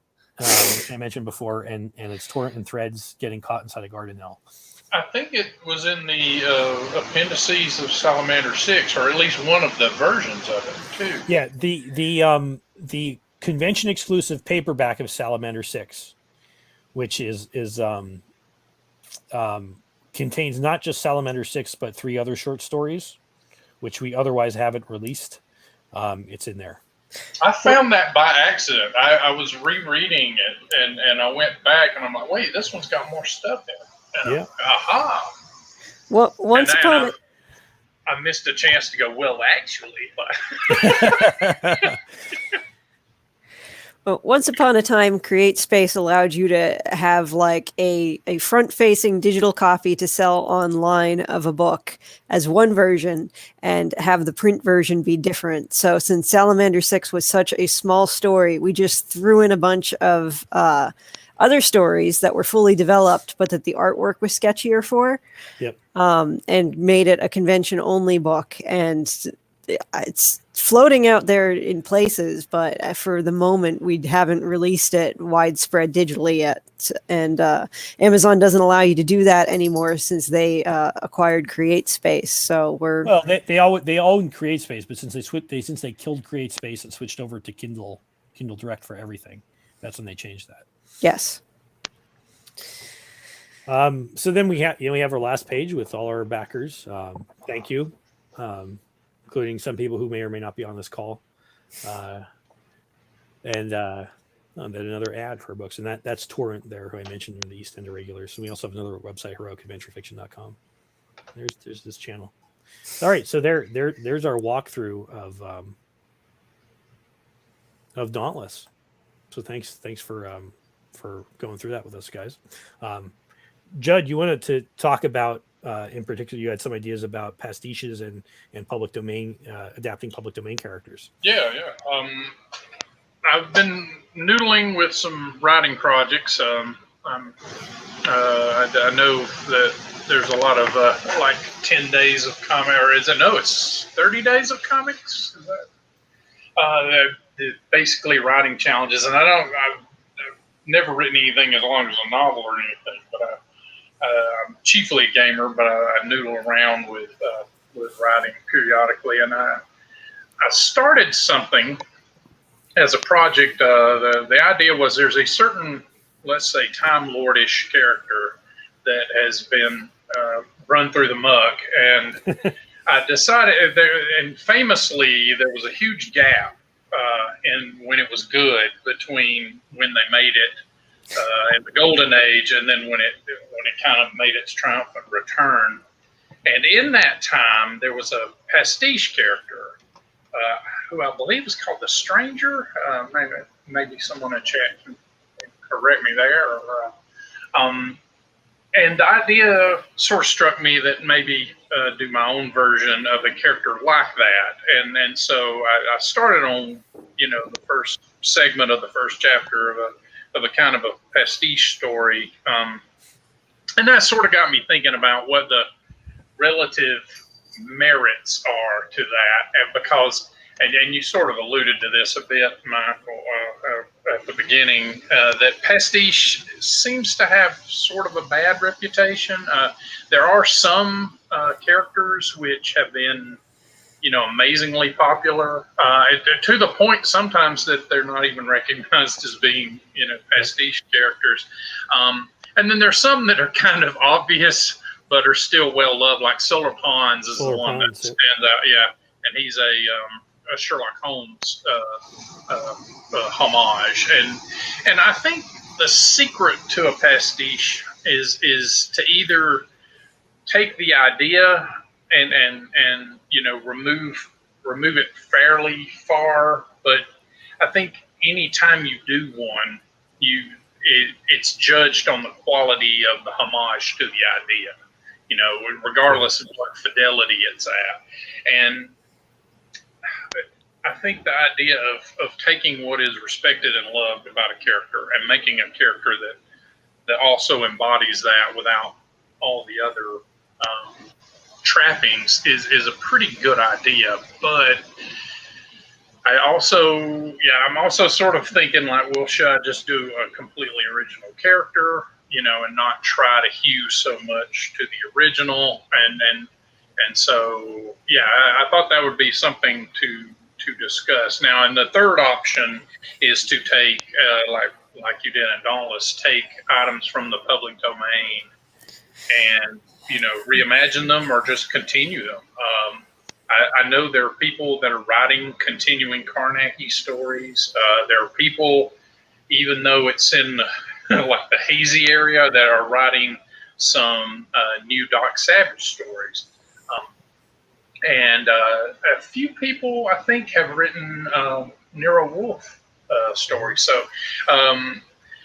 that's a hard line to work on too, because sometimes the author's intent, poisons the well a bit. For example, I'm a big fan of Roger Zelazny's Amber series. Yep. Yeah. And good stuff. famously, when he passed away, his wife, got the rights, or there was at least some concern about that, and they got a guy named John Betancourt, I believe, to write a series of follow-up books, and they were,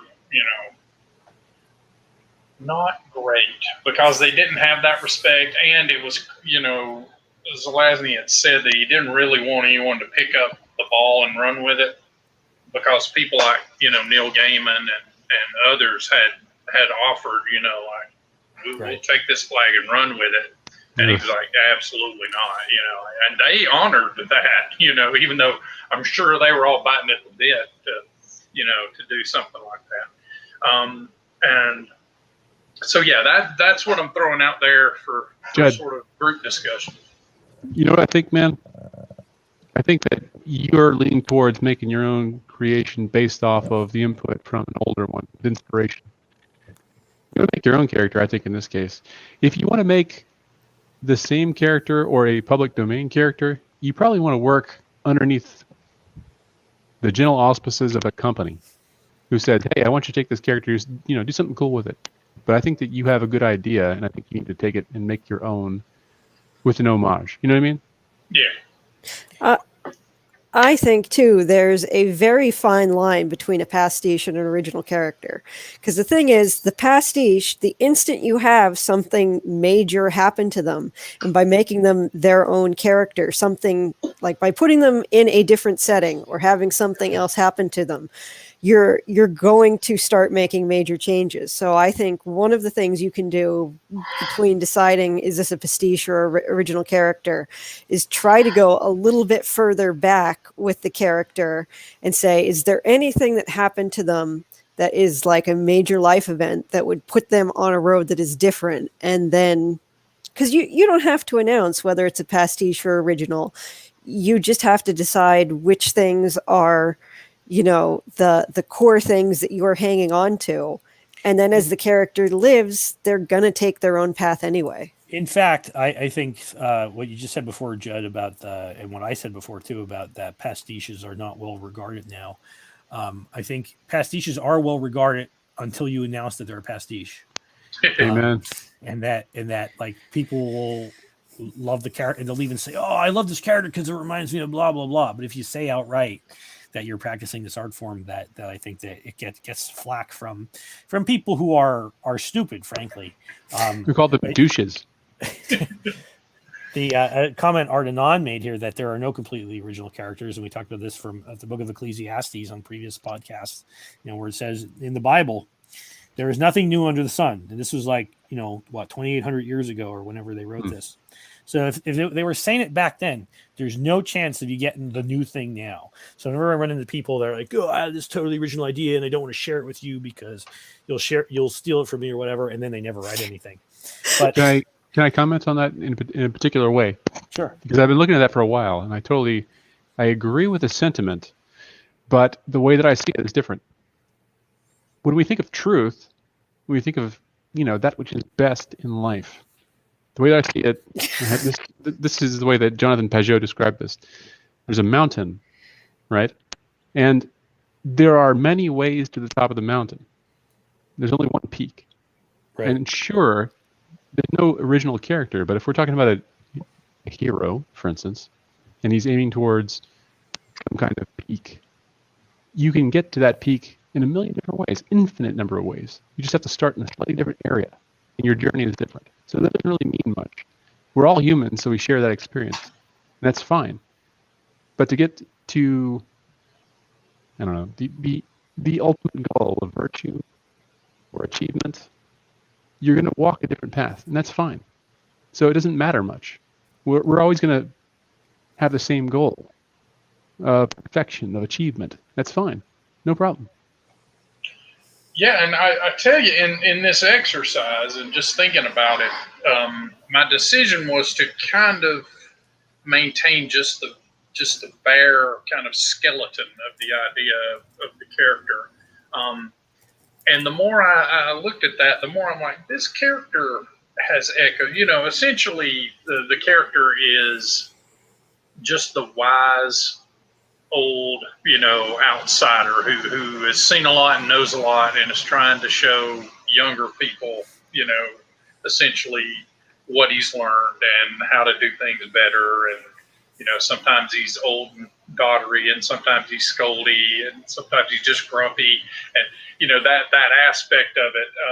And that's Gandalf. That's, to a certain degree, Dumbledore, who was Gandalf, that, and that goes all the way back to, Socrates. So, like they're real people that embody that tradition. And so yeah, the more I worked on it, the more I'm like, well, I'm really just keeping that placeholder alive, right? That archetype.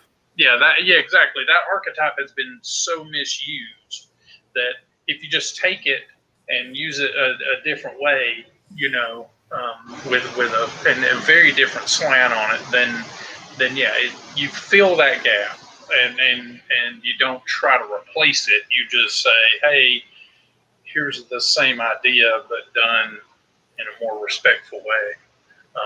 And at this point, not necessarily respectful to the original character, but respectful to what it represented. So. Yeah, I have to tell you, Judd, I'm not a fan of Doctor Who. I've never seen an episode of Doctor Who that I like ever. Yeah, me either. Sorry. And because I first watched it as a kid when it was on PBS, and it was like the stuff from the 70s, and like was it looked really like the cinematography was really bad, and it just looked crude. And I never got over that. Like as a kid, I was just like, wow, this is like somebody made this in their basement. That was my initial opinion on it. I believe that there's a lot of virtue in it. I think there are probably good stories, and once you watch them, you probably pick that out and say, hey, yeah, this is really good. Well, that's the thing. Like I'm sure there is, but my point in saying this was not to denigrate your idea in any way, shape, or form. Because there, as you say, even if I didn't like the Doctor character, and my main exposure to him has been the newer ones, so there's lots of reason for me not to like that character. I'm sorry. I feel really bad for the fans of that show because of what they've done to it, especially in the most recently, and like that they've like gone out of their way to really shit on the character and undo, because it's not just like a character, right?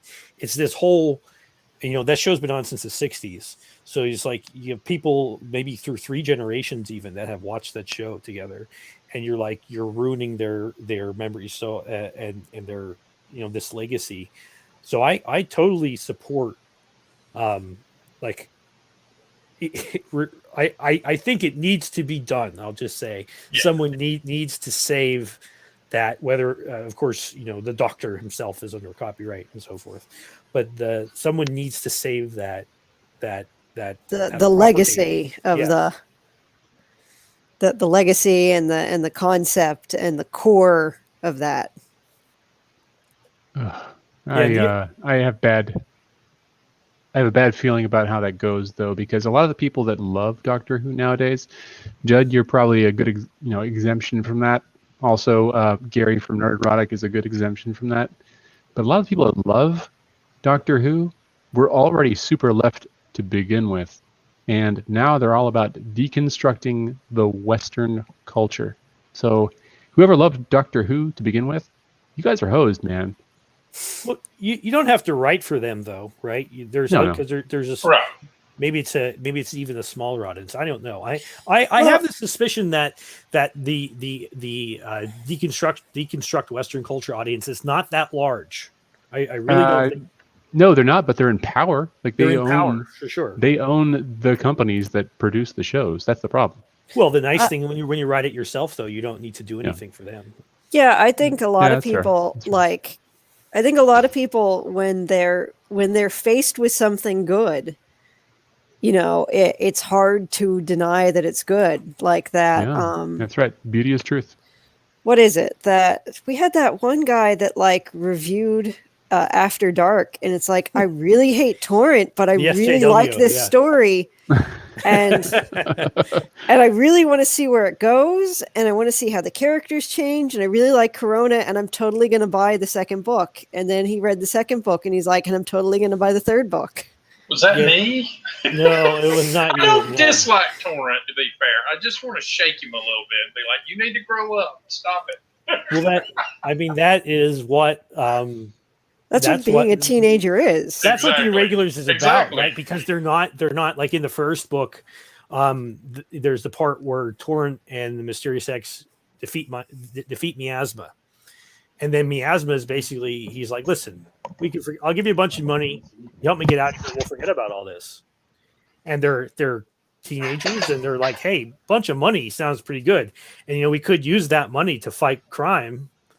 And they go through this thing like it's one of those. A friend of mine who reviewed the book said it was one of those things that, like, if he read that and they were older, if you read that and you get the wrong impression from it, and you're like, oh, these aren't real heroes. It's like, well, that's right, they're learning to be heroes. And he commented that, like, if they were older, if they were mature hero, and they considered that, it would make them not like him, but that he thought it was quite appropriate for a couple of teenagers who don't even really know what it is. And like one of Torrent's things is that he struggles to be good, to be a good person. And that he in the second book, he talks about how he goes to confession so often that he gets embarrassed in it, and that he goes to different priests in different churches, so he doesn't feel embarrassed in front of going to the same priest every day, right? Every week or whatever. Every week or sometimes more than that. Yes. Confessing the same sins over and over again. And frankly, that's something that I myself deal with back when I was allowed to go to church. I think that's something super, super dangerous about this modern cancel culture too, is that, like, you're not allowed to show people as they really are. You're not allowed to show weakness. You have to show what these people say is right all the time. And it's like, if you're showing what's quote unquote right all the time, then you're never going to show people how to improve either. If you actually believe that, people can improve, or that, what you have to say is worth learning. Shell, you're revealing yourself now. Yeah. Well, and that's the payoff of the first book is, you start off, you thinking, oh man, this kid is so, he's such a teenager, and he frustrates you because you care, because you see that he's a good kid and he's doing the right thing, and he's a superhero, right out loud. So you want him to succeed, like you always want Peter Parker to get, his stuff together, and you want Torrent to kind of do that too, and you feel for his friends who have to put up with him a bit too. But by the second book, you're invested in him, and he's improving, and I think it's okay to be a little frustrated with Torrent in the first book. The review that Shell refers to was a guy who, like, he described himself as an SJW, and he reviewed it on Goodreads, yeah. And I thought it was so interesting because, like, he didn't say you could tell where he was coming from politically, socially, but his he said to me privately, because I messaged him and thanked him for it, because I said that his review, coming from which I could tell, I could discern, obviously came from a completely different perspective from the one in which I wrote the book. And I thanked him. I said, because that review meant a lot to me, that because the review, you can find it on, you'll know which one I'm talking about. If you care to look for it, but he's struggling with his like for the character, right? He's going through it, and he's like, I really feel bad about it. This book is so problematic, and the character is so problematic. Terrible word. And he's like, but I like it. Conversely, I had a very staunch libertarian read it and totally rip Torrent, because he was like, basically because he wasn't a Randian hero, right? Like, where he's not like perfect and never fails in all these things. And there are certain characters that we have like that, but they're not they're certainly not the teenage characters. But back to the pastiche thing, and what Shell said about, there's a really fine line between pastiche and original characters. Like, I'll just go out and say, Corona is a pastiche, started as a pastiche of Firestar. She's completely different from Firestar. The Sentinel started as a pastiche of Captain America. He's so different. He's a completely his own character now. The Signalman started as a pastiche of Green Lantern, and he, you can see obvious sort of parallels in their powers and maybe or like how they get their powers. But the Signalman is a extremely different character, and Russ chimes in with the observation that Torrent is a dick. And he is pulling too many punches, I think. I feel like he's mollycoddling. Yeah. Tell us what do you got against dicks, man? But to your review there, that review story, I mean, I think whenever you create anything, you certainly hope it finds the people that would want it, but you really hope it finds the people that need it, right? And if you get, and that's the power of stories, if you get the idea into their head and they have to tussle with it, that's always a good thing. Even if you're reading something that you don't agree with, but there's an idea in there and it's captivating, it's compelling, and you have to turn it around in your head. That's never a wasted exercise, I think. Absolutely. Well, and to look at it from the lens of a different character in the same book, a side character, Cascade, who I write as Cascade, if in real world terms, although their ideologies are different and their causes are different, right? If like the annoying SJWs that Torrent deals with, like at school, versus Cascade, who was like a hardcore kind of, she's not like literally a communist, but like she's a Che Guevara kill people type, right? And she's an actual revolutionary, and she is. I wrote her in a way that she's loathsome to the moral sensibilities of good characters, right, in some way, but also, in all kinds of ways, from a religious perspective, from a Christian moral teaching perspective, to the sort of the right wing or voluntarist perspective that most of the characters have in the setting, where they're not about identity politics or whatever, and she totally is. But I tried to. She's like a good bad person, right? She's this person who believes very strongly in what she's doing, and she's not even entirely wrong about the grievances she has. Like her unlike your standard, oh, this is problematic character, her grievances are actually very real. They're exaggerated, but they're real, and then there's this tension there, particularly with Torrent, and a lot of Torrent's tension has to do with the fact that he's sexually attracted to her, right? But it's her, like Obama, the sensuous purple lips.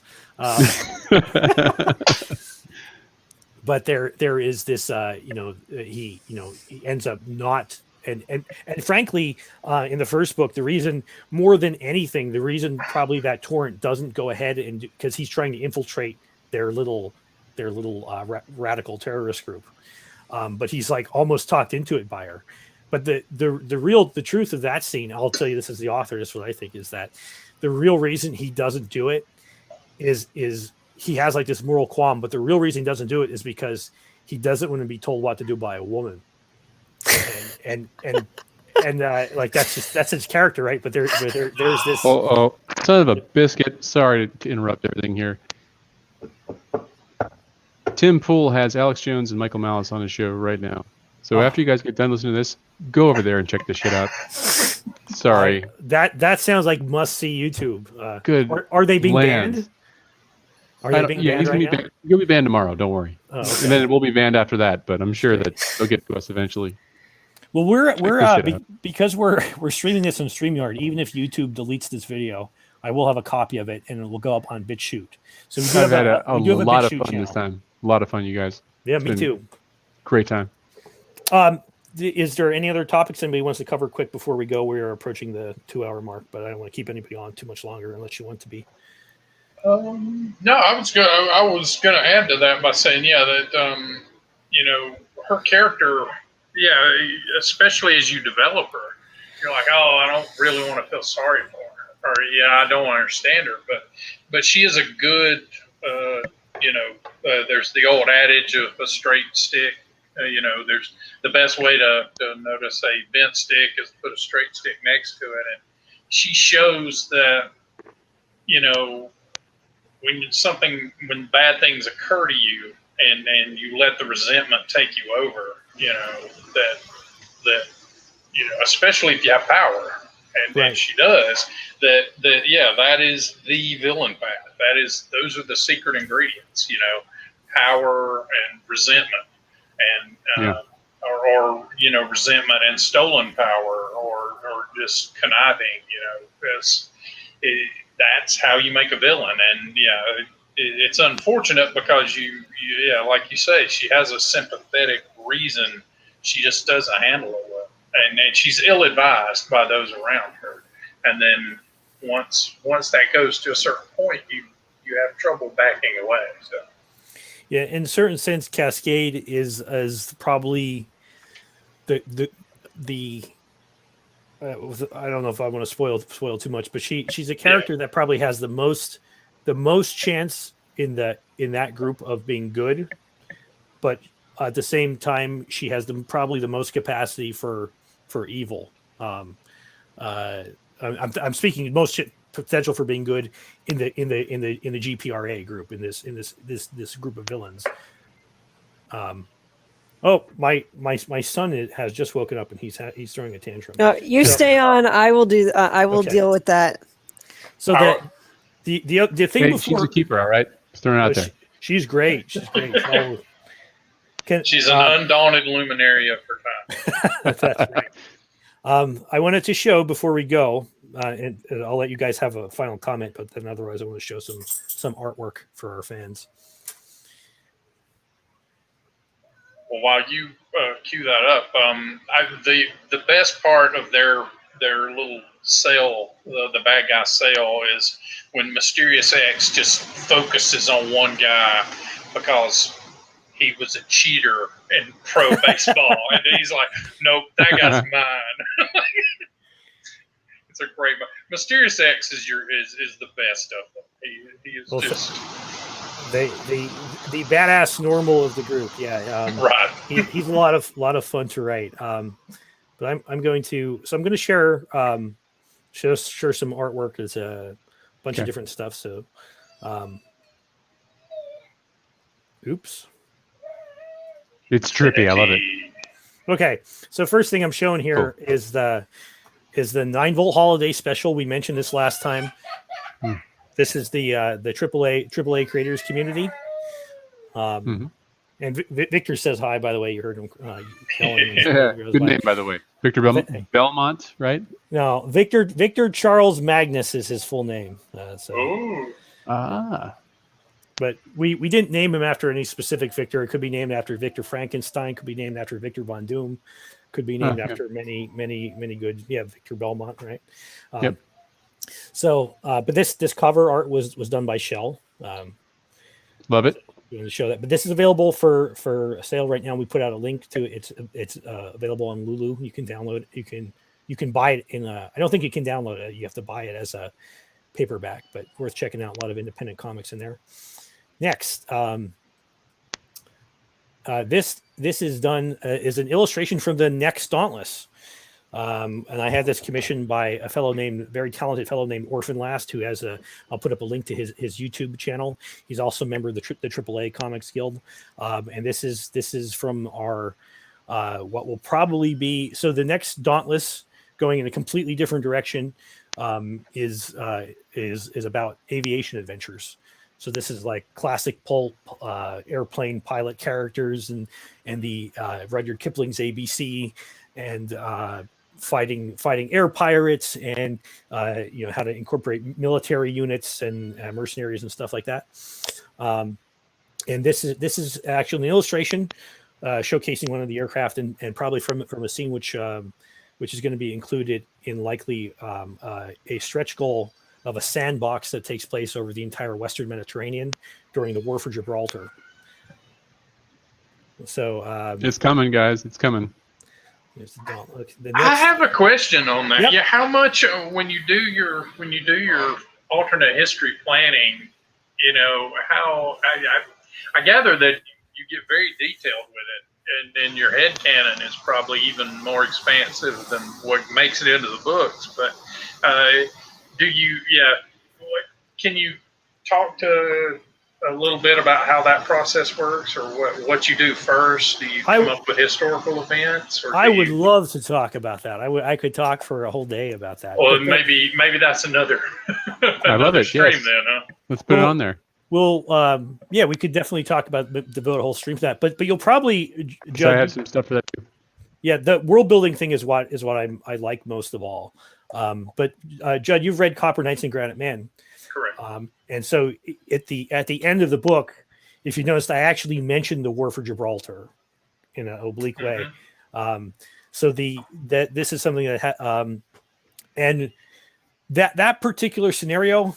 So there's a lot going on in the Century Epoch universe. It's not just about superheroes or the fact that there was a Martian invasion 100 years ago, but it's all this stuff put together, and I make sure that it all makes sense to me, at least.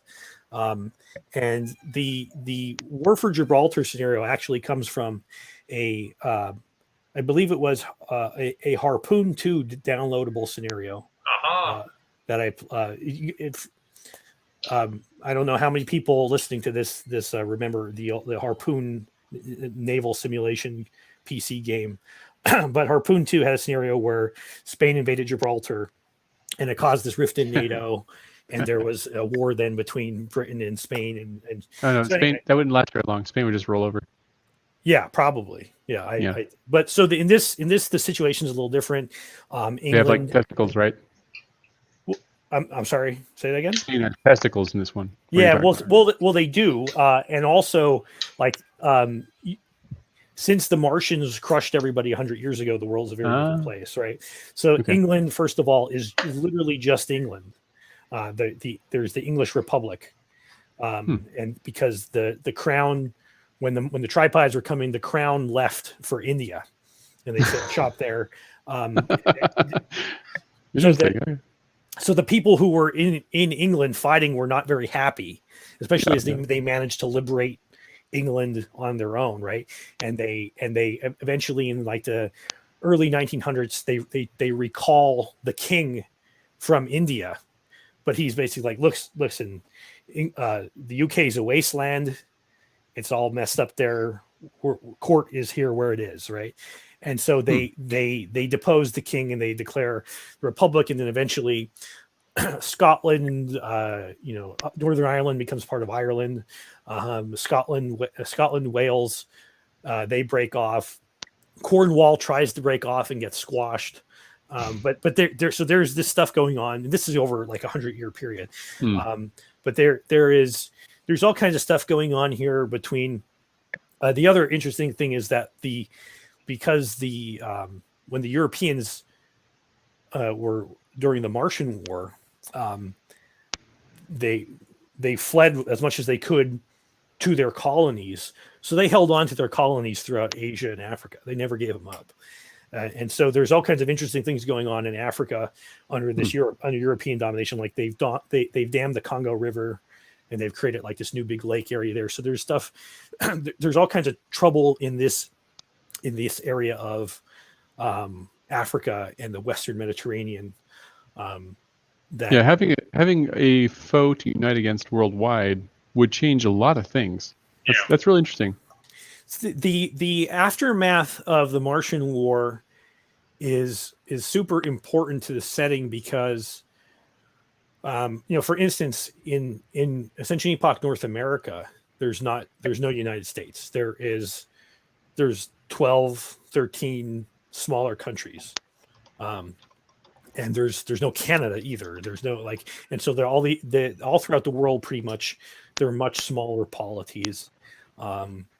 So a lot of that information is kind of revealed in our book, House of Refuge. But I don't have one source of world building, and I'm just thinking about it all the time. And there's probably never a time when I'm not thinking about it. So come up with ideas, and I write stuff down. And once I have ideas that I like, I try to find a way that they can fit together in a way where they make sense. And that's actually relevant to this whole line of. There's a guy named, I think it's Bruce Gilley. Let me just double check real quick. Yeah, Bruce Gilley. He's He's a scholar who talks about colonialism. And a lot of this is touching on colonialism. Colonialism is always given one particular perspective, but if you want to see a different perspective, check it out. Very interesting. I'm gonna get us banned even more because I'm gonna mention Jared Taylor of American Renaissance, and he tells the story of how he was basically in his youth he traveled to he like backpacked through Africa, and you know he basically believed everything liberals at the time believed, and he crossed from one country to another, right? So I think it was from somewhere from the Ivory Coast into somewhere else. I don't remember exactly where. And he said all of a sudden, like as soon as you crossed the border, the roads were really bad. And he talked to this guy there, and like a guy that lived there. And he said, hey, you know, I was just walking through Ivory Coast. Now I'm here, and like it's completely different. And you're right next to each other. How can you be this much different in terms of like your amenities, like your plumbing, your roads, and everything? And the guy without a drop, he's like, "Oh, that's easy. Ivory Coast was ruled by Europeans. We didn't have that benefit." Now, obviously, there were lots of bad things that happened to people under colonialism, and I don't deny that. But there, as you say, there is only one. There's bad shit that happened before colonialism. And there's bad stuff that happened after colonialism. There's no change absolutely true in the state of human beings. Absolutely true. Oh, there was a change. Technology. I think, I think the People's Front of Judea explored this in a didactic once. What have the Romans done for us? Yeah, exactly. If you want to recap. There was the aqueducts. There was the aqueducts. Besides plumbing and okay. And the library. Amongst the many things that So yeah, that's it's a more complicated story, and there's lots of complicated stories in this setting, and we don't really shy away from it.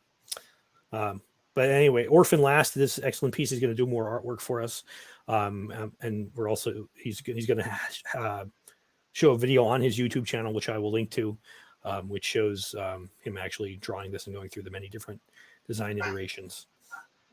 And then there's this is artwork from our friend Ardenon and Shell. This is part of the cover for the next Martian War book, which will be our next Kickstarter. This is Martian War Chronicles Book 2, Days of Wrath and Doom. And this is the Fighting Yank, a classic public domain comic book character. Nice. This is an homage to a Fighting Yank cover where he's doing this exact pose and or similar pose, and he's carrying the flag. In this case, he's thrusting it through the head of a mollusk tripod pilot. But the second Martian War Chronicles book has another Sigelman story from the Battle of Gloucester. It has the Fighting Yanks origin. It has a story about the Siege of Baltimore, and it has a couple more stories that I'm in the process of writing. So that's all I got for you today. Do you have a time frame for when Dauntless 2 is? Dauntless 2 will be out because you can only run one Kickstarter at a time. So we'll be running a Kickstarter for the Martian War Chronicles book, and when that's fulfilled, we'll do the one for Dauntless 2. Oh. A lot of stuff has already been written for Dauntless 2. We have a lot of illustrations, and we have I know, Judd, you mentioned you were interested in contributing stuff to it, and we have some other people that were also interested in contributing. So I'm definitely the problem I'm having with Dauntless 2 now is that it's already too big for the zine format. So if we don't cut anything from it, we're probably going to print it as like a regular RPG book. Oh, wow. But it'll be essentially the same kind of format that you saw in the first Dauntless. And when's the second Martian Chronicle? Martian Chronicles. Martian War Chronicles. Martian War Chronicles. Yeah, that'll be. Hopefully, we hope to just launch it early in the new year for the Kickstarter. Nice. This is the cover. The cover's not quite finished yet. But there's a nice preview. So Ardenon did the blue lines, the breakdowns of it, and Shell did the pencils and the colors. So, all right. And I will stop sharing my screen so we don't have that going on. All right. I want to thank everybody for all of our listeners in the live stream. I want to thank Judd, Joe, and my wonderful wife, Shell, and everybody else who will be listening to this later on. You guys have anything to add before we go? Oh, no. It was a great time. Well, I am working on a public domain name, which is something that I was thinking about. A guy named Walt Simonson worked on the Thor comics in Marvel back in the day, and he's currently working on Ragnarok, which uses the same Thor character. He's dealing with some of these public domain issues right now. It's really good stuff. If you go onto Comixology, you can find his work, and I recommend it. So is he good? Is he using one of the other comic book Thor characters from the 40s, or is he using the classic myth? He's using the classic myth Thor, and the Thor that he's using is a little different. He's missing his jaw. His face is very skeletal. He's kept alive by the apples of Eden, one of the characters from the Norse myth. Yep. Yeah, it's a weird situation where Thor was not present for the final battle of Ragnarok, and everything went different. So check out Ragnarok, Walter Simonson, awesome stuff. I was inspired actually by a number of the comic skaters, including I mentioned before actually in our last stream. The guy's name is RJ from the Fourth Age. I recommend him again. Check him out. He's awesome. He talked about Walter Simonson and his new run, and he also mentioned, how good his art was. Then also, your boy Zach talked about how horrible Jason Aaron's run on the Valkyrie was. I thought, Valkyrie, okay, this is Jane. What's her name? Jane Foster. Yep. The jilted girlfriend with cancer who ended up becoming Thor in the Marvel run. So they took away Thor's name and made Thor's name a title in Marvel Comics, which is just a freaking travesty because Thor's a person, a personification, and a god. It's one being.